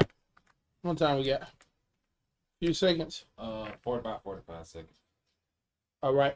We're about to jump back in because we got to talk about this. What kind of culture would you like to see a church have? I'm interested because there's some that we're not going to call out. Like that community-minded culture. Yeah. A lot of us don't have that. That's why we don't collaborate. And it's killing so We're looking at our churches as if we're one entity because we got one bank account. But not really realizing that all of us are the body of Christ. And so what I can do by myself is nothing compared to what we can do. To what we can do together. And I wish more people got that, man. Yeah. I wish more people got that. Let's stop arguing over whose logo, right? Because everybody want logos now. Whose name gets printed? Whose first? name getting printed? Which pastor said to pray? Can if you around me, I'm gonna tell somebody else to pray anyway. Absolutely. Look, I'm telling y'all to do it. That's one thing I learned about you too, man. What? You quick to put other people up first. Why shouldn't I? Man, they be waiting for you to do stuff, and you see some. Oh, there you go. And you be like, let's go. Let's go. What I need to do it for? Man, being around you, man. You finna do something? This man will come find you. Bro, I'm more inclined to want to be a part of this thing. He calling your name. Yeah. Oh yeah, Doc. Oh yeah. If you don't want to do no work, don't go around this guy. I'm in choir rehearsal. They call Pastor, since Pastor here, Pastor, you pray us on out. Thank you so much. I'm gonna yield to our bass player. Come on. I'm gonna yield to our drummer. I want to see who else. Yep. Because what good is it if I'm always doing it? A pastor never knows if anything he's teaching is being heard or his people are growing in the faith if he the only person who does it. What I need to do it for? They call me in the VBS. Call chairman. Chairman closed. Chairman give him a benediction, Doc. Everybody did amazing. He handled it. That's how it's supposed to be. We don't grow if we don't give opportunities. You be putting some people on the spot, though. On the spot. That's the best way. On the spot. Come up with that program, sir. You're wrong, man. You're wrong. Montgomery Reed's Inspiration Station, Praise 96.5 FM, WMGY. We're back. We in here with more Straight Church. No chaser. Here on Praise 96.5 FM. Yeah. WMGY. And we're still talking about. We still in here. Creating and curating this culture. This healthy culture. To shock the culture. How do we shock it? We need a culture of honor. Yeah. Which is a culture where everyone is serving one another. Yeah. Right? Across generations, across genders. We're serving everyone, right? That helps us be a relational church. Yeah, man. We need a culture of trust. Yeah. Where we're equipping each other. We're calling people out of their safe places and pulling them out of their comfort zone, opening doors for ministry concerning others. I want to give you an opportunity because I don't need all of them. We're creating a culture of growth. Yeah. One that you can see the front door. You know how to join in. You know how to be a part of this. Right? We're creating opportunities to recruit. Why? Because one of the biggest issues at churches today is that our churches become stagnant because it's resting on someone who's been doing it forever. If you can't build a team, then you're not a leader. I'm talking to somebody. I wish I I wish I had a hallelujah. We're gonna get a hallelujah button over there. We just hit it. We need to put them. We need to put them hoop triggers on there. It's very possible. I'm gonna record them things. We're gonna record. It's very possible. We're gonna get on. Yeah, we're gonna do that. We need to click track and We're everything. gonna get on that. Point 4. Point number 4, we need a culture of creativity. Yeah. But foundationally, your creativity must flow with the vision of the house. But this space and culture of creativity also gives you the opportunity to have a safe space where you can make mistakes. You're always giving God the glory concerning what you create. Absolutely. But culture mode number 5, what is it, Pastor Trey? Culture of evaluation. Now we're where you wanted to be. Self-check. Self-check. Man, you gotta have some introspection. Mirror moment. Look at yourself. Stop pointing the finger at everybody else. And Stop that, complaining about what other folks ain't doing. that's spiritual and technical. Man, and personal. Yeah, Doc. I'm good. I'm good that you competent, but what your character look like, right? It matters. Yeah, man. So hard. It matters. This culture of evaluation. I want to say elevation. I know. This culture of evaluation. Yeah. It looks like something. What does it look like? It looks like teams or groups or ministries coming together for huddles before they even get into the space of performing. I love to see a choir get in the huddle and pray, Doc. Pray together. I love to see, man, we do it, and New Home been doing it before I got there. That's how, when we talk about assessing and discerning the culture, the deacons were already coming together with the preacher before service. Like, bro, I was assessing the culture. Yeah. They want to get it right. And you know that helps to check the ego at the door. Oh, absolutely. And that helps to take the I Mm-hmm. and me out the way, and it becomes us and we. It helps them, that ego and emotions. Yeah, emotions too. Right? Because now we're in a circle and say, hey, brothers, y'all getting ready for devotion. Let's ready our hearts and minds for what God wants you to do in this service. Let's have an upbeat service. Let's be examples of worship. Let's have an upbeat service. Right. You can't hit us enough. I wish I could get every leader every Sunday. Let's be the examples of what worship looks like. Absolutely. Let's not be leaders, but the last ones to participate in worship. Yeah. Right. And so those opportunities are there, right? That feedback becomes a gift. Now that's one thing we don't do enough in church. We will have a big extravagant event and never come back and debrief to see how effective we were. Absolutely. Now, yeah, it was beautiful. Yeah, it was looking good, but you wasted almost $2,000 worth of food. That we didn't even have to. Right? And no, you didn't. Didn't have to. And if we have food left over, we could take it to a local charity. We are not throwing it away. Yeah, and it don't have to go to your house either, where eventually you throw it away. Definitely. Man, why do people get so upset when they want extra plates for people who are not there and people tell them no? Well, sometimes people get the opportunity to What's really eat. going on? Well, it's the opportunity to eat on the church and not have to go out and buy food. And then they think about, well, if I get a plate, but such and such at home, and I'm still gonna have to buy some food. So I understand their thought in theory. But more and more churches are adopting this policy that if they are not present, they don't get a plate. Well, I'm gonna be honest. More churches are adopting a policy that we're gonna stop doing all this eating. Really? Yeah. That's interesting. Yeah. Pandemic did that. Ride that wave. That's fair. So we eat too much in church sometimes. Eat too much in church. Think about it. People do not realize that it costs to prepare food. So now, see, that starts messing with people's ideology that if you feed them, they'll come. We should have been stopped that. Because then I'm gonna tell you what happens in most cases with that. If you feed them, they'll come. So now all your attention goes to what you feed it, and not the substance that you should be creating or the experience or the culture you need when they actually come. I'd rather focus on the culture when you come And the substance. versus being worried about what kind of food I'm gonna feed. Because let's be honest, it don't matter how much food the church pack on their plate, you still gonna be hungry. You're gonna want more than what you get.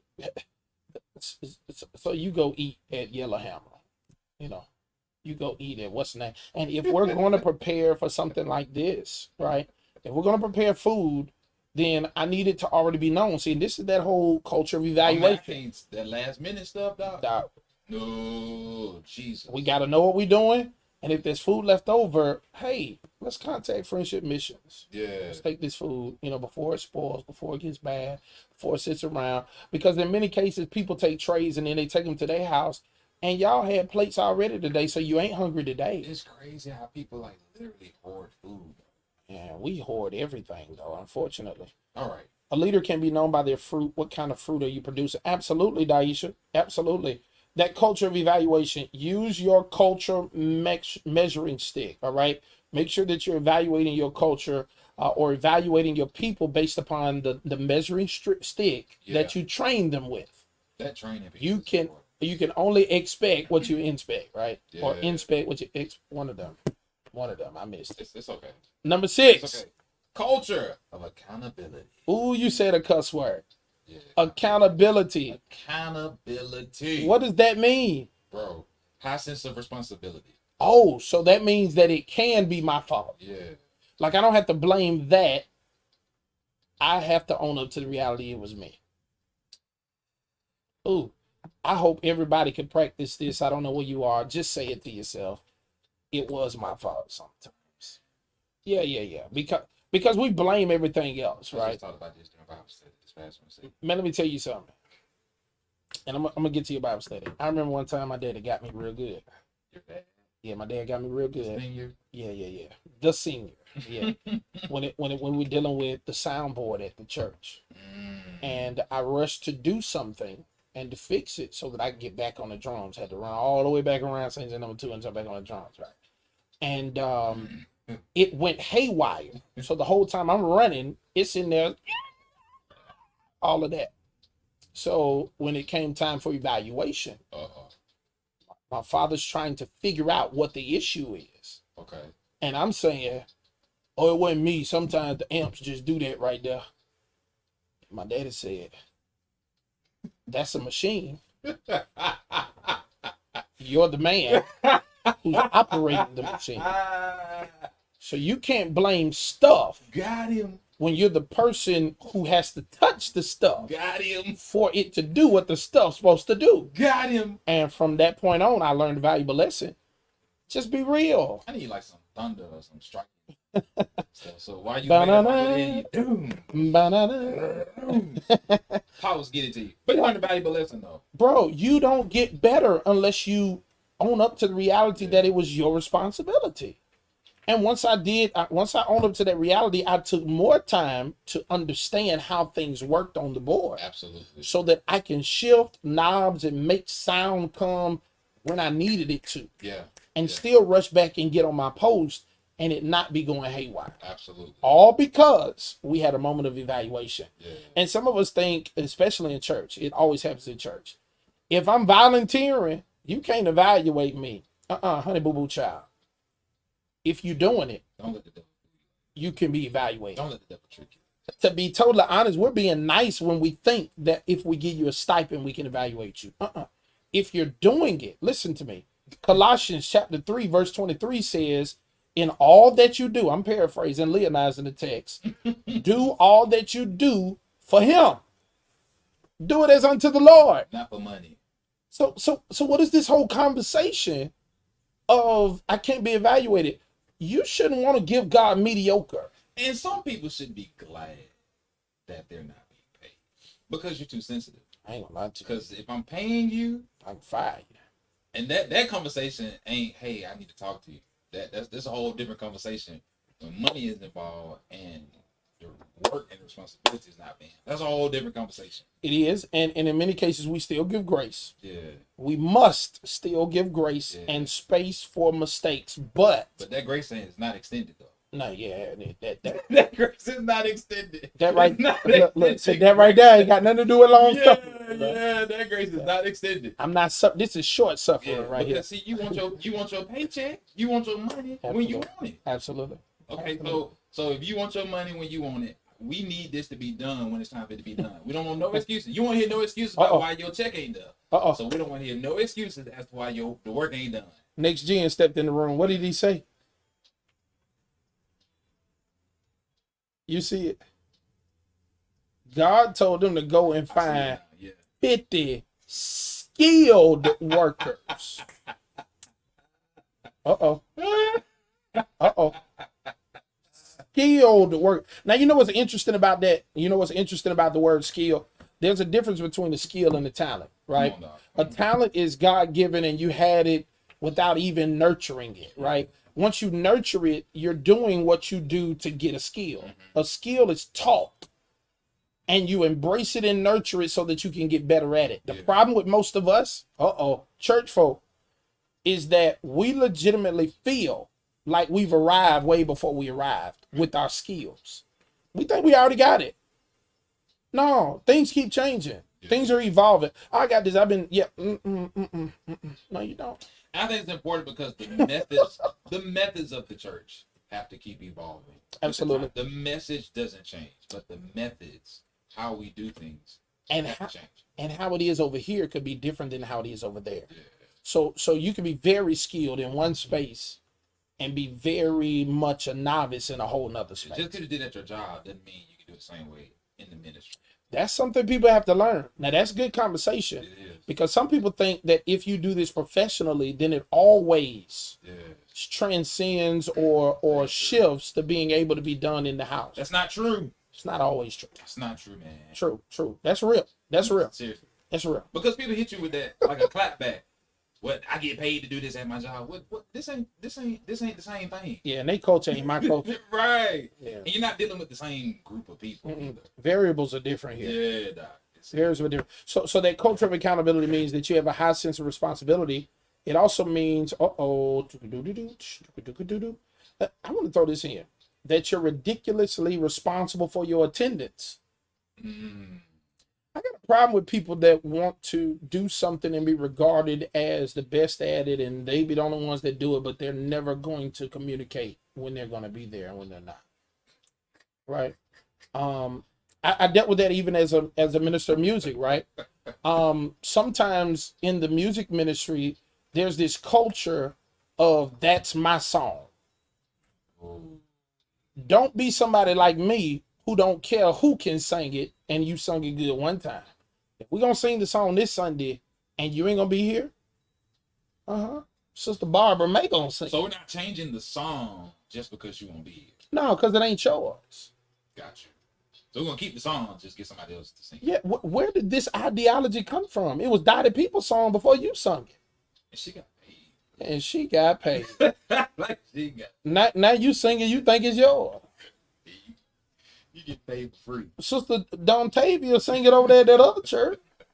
Sister Guadalupe sing it at the other church. You know what I'm saying? So I've always, and these are some of the things that I would do to combat that culture, that toxic culture in the ministry. Me, this is mine. Yeah, you don't have a solo.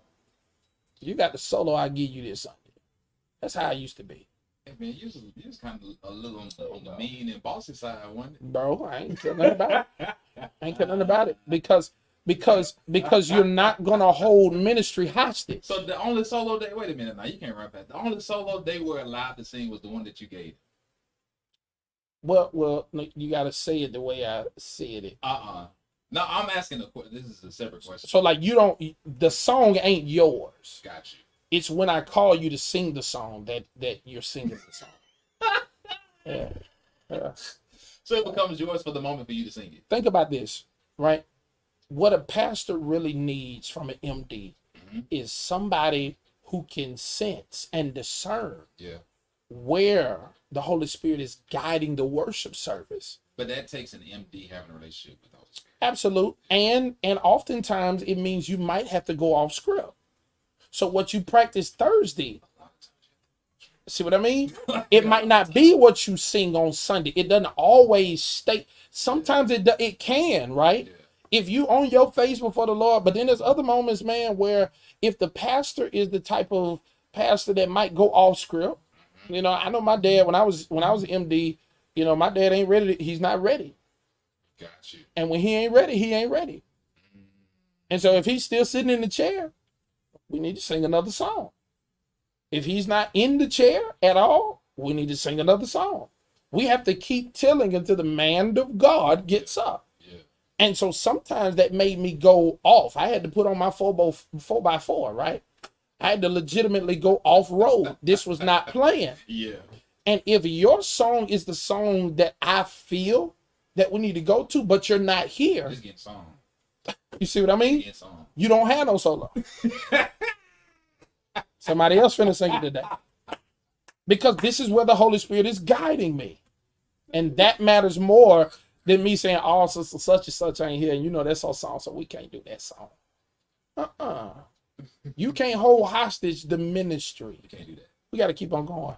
I think King George said you got to keep on rolling. Man. One monkey don't stop no show. He meant that. We'll stop quoting him. But either way, that's the culture. That's that culture. So let's talk about it. Let's talk about it, because a lot of our people need a health check, man.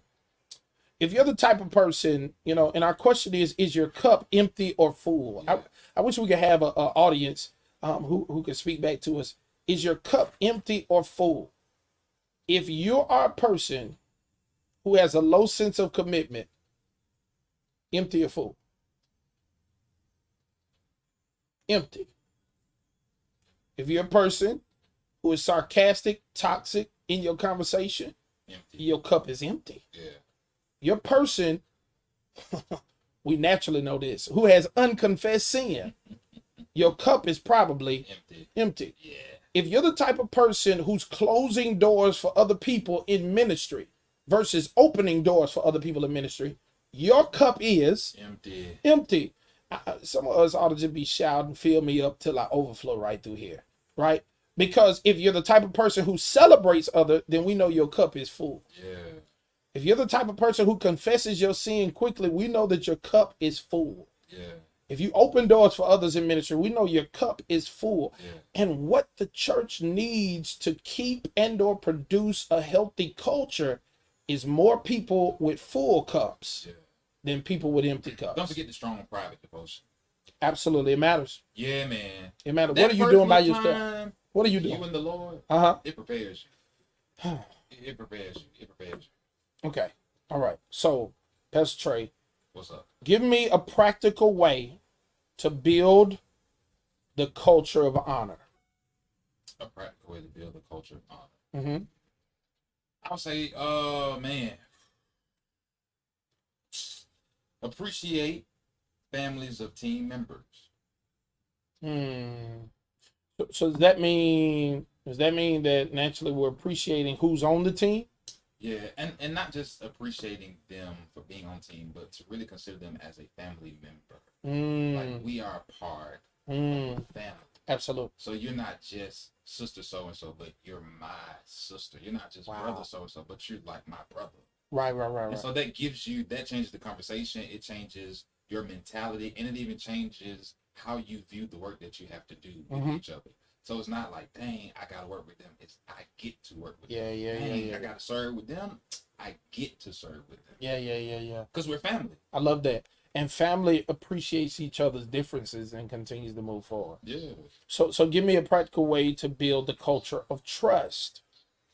Don't kick someone out when they tell you the truth. Uh-oh.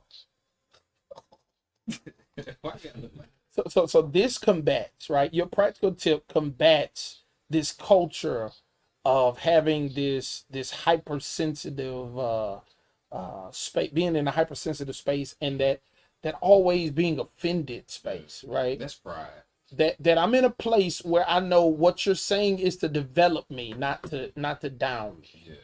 You ain't hating, you really trying to help me be better. And it goes back to we just talking about our cups being full, and that part that really deals with knowing that the team is for you. So oftentimes when they're telling you the truth and they're giving you honest feedback, they're not doing it to berate you, they're not doing it to make you feel bad, but it's really to help you be the best version of you, so the team can be the best version it can possibly be. I like it. Yes, I like it. And I think that's important, because in church it's really easy for people to get in their feelings and become sensitive. But I think the church is really at its strongest point when people are able to receive honest feedback, not get their feelings involved. Right. But really say, you know what, I'm gonna do this so that I can be better, so that we can be better. Get out your feelings. Get Yeah. out your feelings.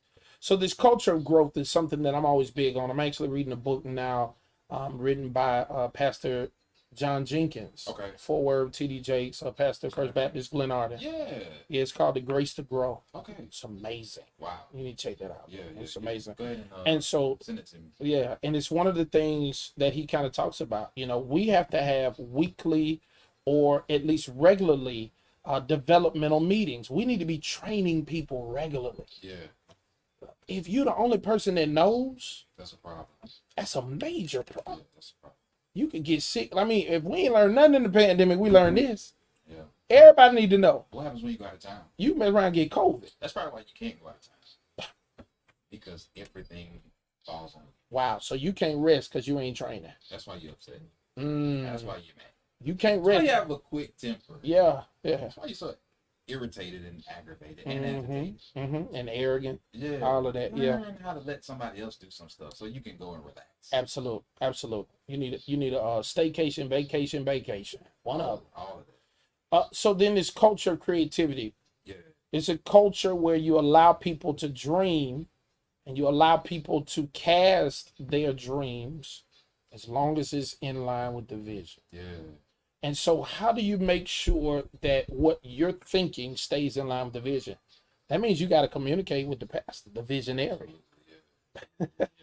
You can be a creative, but this is one of the biggest things that creatives struggle with. Let's talk about it, Pastor Trey. Communication. Yeah.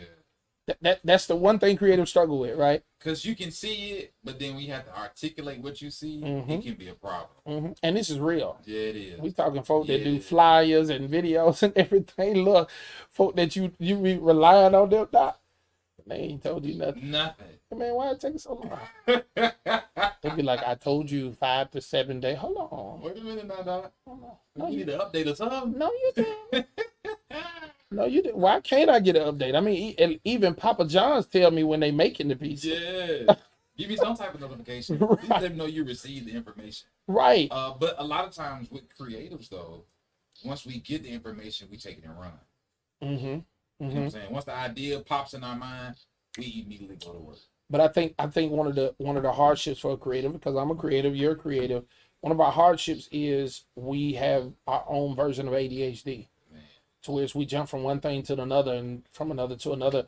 When we get stumped on an idea, then we might get an idea about something totally different. And run with that. And so it's important for creatives to block out time and to have time limits on how long they work on certain things. Absolutely. So I say, hey, I'm gonna work on this for an hour.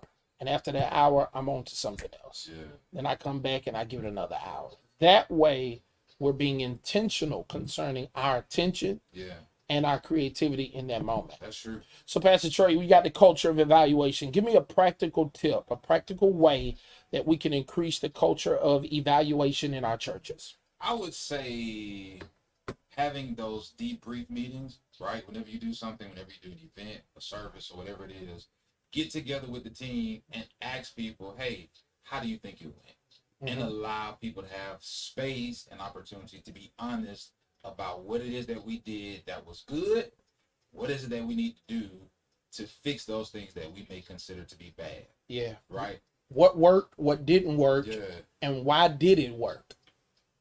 Because, and I'm gonna tell you why we got And it does need to to. become a time where we start pointing the finger at everybody. Oh no, this is not the blame. Because people really get into that. They use them some people use debrief meetings Yeah. to end their grievances. That's not what we're talking about. No. What worked, what didn't work, and why did it work? Because we don't really want to. You have to talk about why did it work. Yeah. That question right there is what's going to able you. It's going to give you the ability to have consistent success. Yeah. Because sometimes we forget where our momentum came from or what we did right, Yeah. and we never jot it down. And then it'd be the next year, and you'd be like, "Didn't we do something like such and such?" And now it's gone. Because a lot of times we focus on why didn't something work, and we don't take time to evaluate why something did. Why did it work? Yeah. That makes a lot And of it could be something in there so small, like we ask people, what did they desire? And then you forget to ask them next time, and now you sitting around here with a whole bunch of bowls of spaghetti. That ain't nobody. They didn't want spaghetti. That ain't- 'Cause people will show you. Absolutely. They'll tell you that. Come on in here, EP. Having an you better talk, Dennis Deloach. The word that peeks out is data. We got to get the data. No, that's real. Yeah. That's real. Most of our churches, predominantly black churches, don't have any data. Oh, it was packed. How many people were there? And how many of them were visiting? Right. That makes a lot. Right. Man, I got so serious about data. I'm sitting around here. Church is packed. Parking lot was packed. Well, how many parking spaces do we have? Like, I'm interested because we are in a culture where the whole family doesn't pack into one vehicle anymore. True. You know, one house has at least 2 vehicles coming to church now. Yeah, man. So it can look like something and not be nothing. That's true. Right. That is very true. That's very true. And people don't get that, right? So mama came and then her teenage son pulled up later on. Yeah. And we always pack. No, they got it's 15 Tahoes out there. Yeah. The husband came when he got off work. Them some big cars. You know what I'm saying? So we have to look at the data, and that will aid us to be able to better serve our people and be effective. Yeah. With the technical side and the spiritual side. True. 'Cause you There's need both. absolutely you it's necessary. Yeah. Last one, Pastor Trey, give me a practical tip on the culture of accountability. Having somebody that you don't mind being responsible to and for. Uh-oh. Like having somebody that you don't mind saying, hey, make sure you keep me honest. Uh-huh. Like when they come into you and you know you've been slipping, Mm-hmm. hey, we need you to tighten up. Incompetence and character. Yeah. Like, we saw what you posted, that you're not representing us well. We need you to take that down. Don't vent on social media. Absolutely. You're a leader. Uh-huh. Like you're a praise team. You know what I'm saying? You're on the usher. People see you. Yeah. Don't vent on Facebook. Uh-huh. Call me. You know what I'm saying? You may not want to talk to Jesus right now. Talk to me. I got you. Then we both gonna go see Jesus. Yeah. Yeah, it matters. It does matter. Because in church, there's too many people talking about what they're over and what they need credit for and not talking about who they're under. And we need you to be under more than just a pastor. Man. Don't be in church and never a part of a ministry, but you legit got so much to say. I need you to be under someone and something. I need you to be under or submitted to the mission. Good question, good statement. I see you, Sister Gloria Davis. She says other churches can give you data all day long. Not sure why we are behind. Let's be honest. Data is something that many of us are scared of. And it definitely takes a little bit more effort. It requires you to count. And be consistent. Yeah. Yeah, it requires, like, even if we're checking people at the door, like whether we got the clickers for the people, it requires you to have to do that every time, and it requires you to jot down that number. Yeah. Oftentimes requires 2 people to do it so that we can work together to make sure we got the right number. Absolutely. Yeah, sometimes that author and writers get in there and you just got to clicking and ain't nobody be even when you come, you know. And then let's be honest as well. Some of us are scared of the real data. Some of us won't do the extra work for the real data. And then some of us don't see why the data's needed. Some of us feel like, oh, I'm just wasting my time if I got to count everything every Sunday. What are they doing with it? And some people feel like if they're not seeing it, then there's nothing being done with it. Back in the old school day, we used to do it. We didn't do it. Every church didn't do it for every worship service, but they did it for Sunday school. You remember the old boards? Sunday school attendance. Yeah. Yeah. That Sunday school attendance. Yeah. You had that wooden board up there. You had a number up there. Sometimes you put the number of attendees at service. Yeah. And the offering too sometimes. You put the offering number up there. Yeah. Put the hymn that you're going to be singing up there. And so we've kind of gone away from it as if it doesn't matter. Those things do matter. It matters. It matters. And if we get back to getting the data, I promise you it's going to help you with your vision, leaders. I think a part of being like God is being very intentional. Absolutely. And paying attention to the smallest detail. Absolutely. Like, we love God Mhm. because he pays attention to the smallest detail.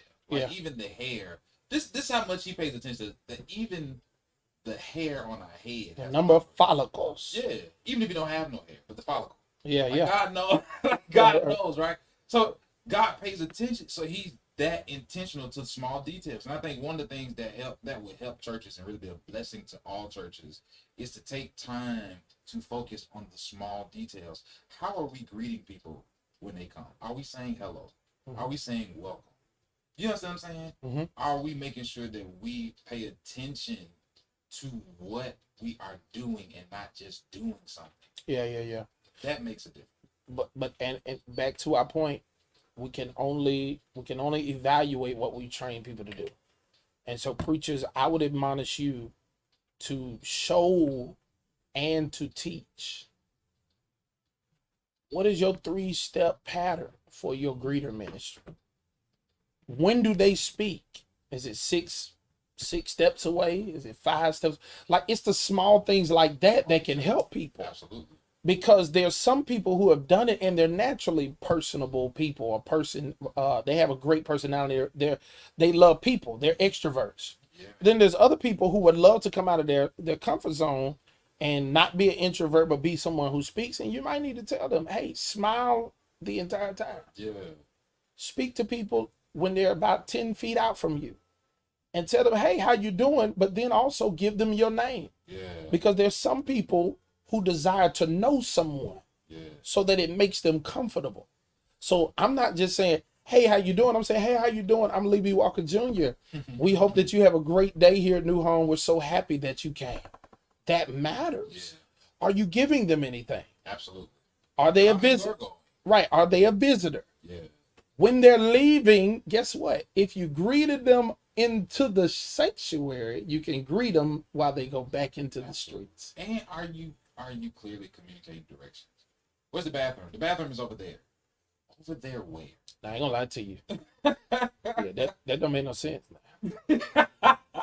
I learned that. Oh, it's over there. At Publix. Over there where? You tell them it's on aisle number 9. No, you take them exactly to where it's supposed to be. Exactly. Now don't follow them into the stall, but no, you take them. Right? And that's when churches should even look at their facility. Yeah. What is your signage telling people? We have signage. Do you have? Yeah. Do they? Yeah. Because you did this building project. Come on, now you done made some changes. Would you update the sign, please, so people ain't going to the right when you done moved everything to the left? Now, folks just as lost as can be. Got the same exit sign. Leading folk into a wall later. Hey. That's real stuff. Man, hey, let's update these signs, okay? Please. Let's pay attention to the small things. It matters. It matters. And you have the ability to discern things at the door. True. If everyone's operating in the same culture and with the same spirit, it's easy for you to discern when the enemy just showed up. Oh, yeah. It's easy for you to discern when it's someone who needs to be watched by the security team. Mm-hmm. It's easy for you to discern when it's someone who needs a hug. Yeah. And not just you speaking. Yep. And so where do we get that from? Guess what? Check it out. This is me all day long. I'll say this. More ministries need to huddle before they start doing ministry on Sunday. That's true. Let's leave our baggage at the door. Let's pray for God to present opportunities for us, our ministry, to minister to someone else. Yeah. God, take away all of our heavy hearts. That as we serve knowing that this is for you and not for them. That's it. God bless us because we don't have the opportunity to just go flat out and worship because we ushers. We got to serve and worship at the same time. And be alert. So give us the ability to be sober-minded and vigilant. This stuff matters. But if you never come together and if you never pray, you never speak to what y'all need, what's pertinent for the moment, for the hour, because some things shift, right? It does. Some things change, hey, we need an update on where are the Kleenex this Sunday. With the tissue. Because we looking around and can't nobody find no tissue. Right. Where the fan? You get 30, you get 30, right? Where are we housing the water? Now you over and you usher over here ain't got no fans, and the one over there got 192. Do we have all of our envelopes? Right. So we know offering time is coming. Come on now. Come on now. Buy envelopes. It's first Sunday. Did they get communion? Oh, Jesus. Did they get communion? If they did not get communion, we could rectify that before we ever get to communion. Absolutely. Because we know it's coming. Absolutely. So it's those types of things that we have to make sure that we're giving God our best. It's always interesting when we see people get promoted and do great things in the secular, but they are missing the mark in the sacred. It's always interesting. And you can't even imagine how your pastor feels when he sees promotion. And we ain't talking about money here. When he sees promotion, but he doesn't see production. Because sometimes your thank you to God is how you serve him. Man. Ain't no sometimes, every time. Your thank you, your appreciation to God is how you serve him. That's in time, that's in talent, that's in time. And it hurts when you have people that are so great. Yeah, man. But are nothing but spectators in the house. Yeah. So I think this is a call. It's a clarion call for people to get busy, not just in your church house, but for the kingdom of God at large. Yeah. It's a good time for us to start developing the right mindsets, the right characteristics, the right cultures in our places of worship, our houses of worship, so that people can come off the streets and ask the question, what must I do to be saved? What are you going to tell somebody if they ask you the question? What has your church, what has your visionary laid out as the plan for people to be connected to ministries? Are you building teams, or are you simply getting your family? Oh, Lord have mercy. Are you getting as many people as possible? Are you trying to meet people that you've never met before? Are you helping the ministry nourish and develop other individuals? Or are you cutting off opportunities? Are you saying, I can't do this, and I can't work with that one, and I can't? In most cases, those people are the ones that don't need to be on the team. True. But as we're developing a healthy culture, we have to understand it's about us and not me. Yeah. It's about us and not me.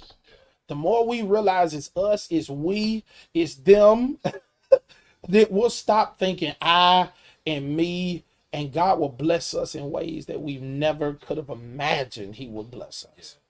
Yeah. And that's true, because at the end of the day, there's room for all of us. All of us got something we need to do, man. God has gifted all of us. He's equipped all of us.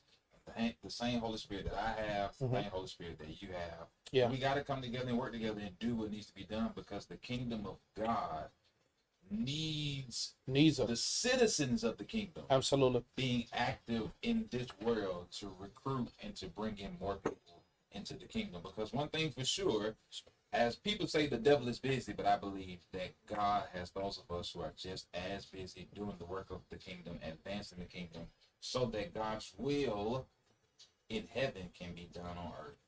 I like what Sister Tara Savage Sanders said. Yeah. And you are right. The spirits, the parking lot is where it starts. Yeah. Parking lot is where it starts. Everyone doesn't have a parking lot ministry, but you still can cultivate a culture even in your parking lot. You can. That's something most people don't think about.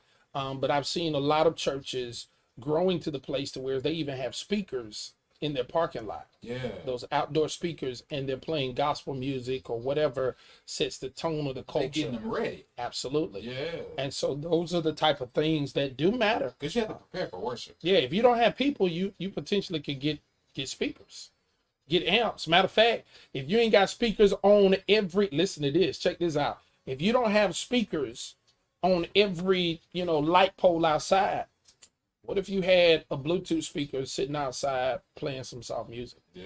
One of those small ones that nobody see. When they walk towards the house of God, they hear the gospel being played. Yeah. There's plenty of ideas, man. We gotta Gets them ready. You ain't gotta spend a whole bunch of money to do ministry the right way. You just gotta have the right heart. You ain't got to max out. No. You just gotta have the right heart and do what makes sense for your context. That's important too. Your you can't do context. everything that you see others do. Nah, You got to do what works for you. don't do that. You're gonna hurt yourself. Leave it be. What you say? You gonna draw back a nub? I'm telling you, for real. Listen, it's time for us to go. It's 5:01. We got to get ready to go. We got to get ready to get up out of here. But listen, today's Friday, and if the Lord shall tarry, as the season saints will say, tomorrow be Saturday after Saturday. If the Lord is still tarrying, Sunday will come. Listen, Sunday's coming up, and we want to invite you to worship with us. We're two pastors. There are two churches, two opportunities for you to worship. You may be listening to us. You may be new to the city of Montgomery. You may be visiting and want to go to church, just don't know what church to go to. You may have just moved here and like, man, I sure wish I had somewhere I can go. Or maybe you've been here for a while, been living here all your life, and you've been hearing us talking. You're like, man, I need to go check up on these young fellas. They've been talking real good. I'd love to go visit them. So we're going to tell you how you can do that, because we would love to see you either at New Home, 11015 Jones Road, Montgomery, Alabama 36117, housed in the Mount Meigs community. It's New Home Mount Meigs. You can come through and see us. We got a lot going on this week. You can come through and see my mentor. Matter of fact, one of my preaching heroes, one who I watched before I was preaching and definitely watch now since I have been preaching. Pastor E. Dewey Smith will be here Thursday. Yeah. Next Thursday, that is. But Sunday, come to 8 o'clock service in the morning. Don't come to 10 o'clock. We having fun. The Lord has been good to us. Come to 8 o'clock service and be a blessing. That's First Lady Sanders from Pensacola, Florida. Oh, wow. So good to see you on here. But yeah, come to 8 o'clock service. If you can't make it to New Home at 8 o'clock, there's another service after our 8 o'clock service that's happening on the other side of town, in the heart of Montgomery, Alabama. It is Restoration Church with Pastor Trey Stewart. Come see us at 930 164 East South Boulevard in Capital City. Start on time. 9:30 a.m. Not 9:31, not 9:29. 9:30 is when we start. Again, 164 East Side Boulevard between South Court Street and Norman Bridge Road. You can't miss us with the largest building over there. We got a whole block. God has been good to us, and we have a seat with your name on it. We want to see you there. So join us Sunday at 9. Awesome. I see Daisha in the comments. She's inviting people to Safe Harbor. Yeah. She says they have their big day Sunday, praying for the kids, teachers, etc. for the upcoming school year. It's my prayer that every church is praying for the teachers and for the kids as we go into this big day. I believe in Montgomery Public Schools, school starts on Thursday, which is the 8th, and that's the same day Pastor Dewey's coming, but that's the first day of school. Teachers went back this past Thursday, which was yesterday. So let's continue to pray for our teachers, our educators, and our students. Please, pastors, if you hear me, charge them parents to be participators this year. Charge them to aid these kids to learn what they need to learn, do what they need to do, and even provide homework for them at home. You know, a lot of these kids come home, they got a worksheet, they did it on the bus, now they twiddling their thumbs and asking to play the video games. Let's make sure that our kids stay active learning this year. If they ain't got nothing else to do, buy them a book and make them read. Absolutely. Reading literacy matters. It really does matter. Those reading scores up this year too. We got to do it. But lastly, but certainly not least, we got to shout them out, Pastor Trey. Yeah, once again, we're grateful for our sponsors, the Loving Teddy Bear Foundation, and the Wellness Coalition. Yeah. Major shouts out to them. And listen, if you're listening to us right now and you have this burning desire, I mean, you really feel led to become a sponsor of Straight Church No Chaser. You really believe in the vision that God has given myself and Pastor Lee B, and you want to be a part of it, you want to help to keep Straight Church No Chaser on the go, on the move. Listen, there's a number I need you to dial so that you can join the team. The number for you to dial is 245-7748. That's 245-7748. Call that number so that you can become a sponsor. And I promise you, we're going to do the very best that we can to help your business to grow, to bloom, and to blossom, and to be all that God would have it to be. It's a partnership, it's a collaboration, and we want to be a part of what God is doing in your life, in your business, in your ministry, whatever it is that God has assigned into your hands. So call that number once again, 245-7748. That's 245-7748. I believe that's our church announcements for the day. We love you, and we'll see you next Friday. Uh-huh. One of us may be on the golf course, but however, whichever, we'll get it. We'll see you. We'll see you. Peace. All right.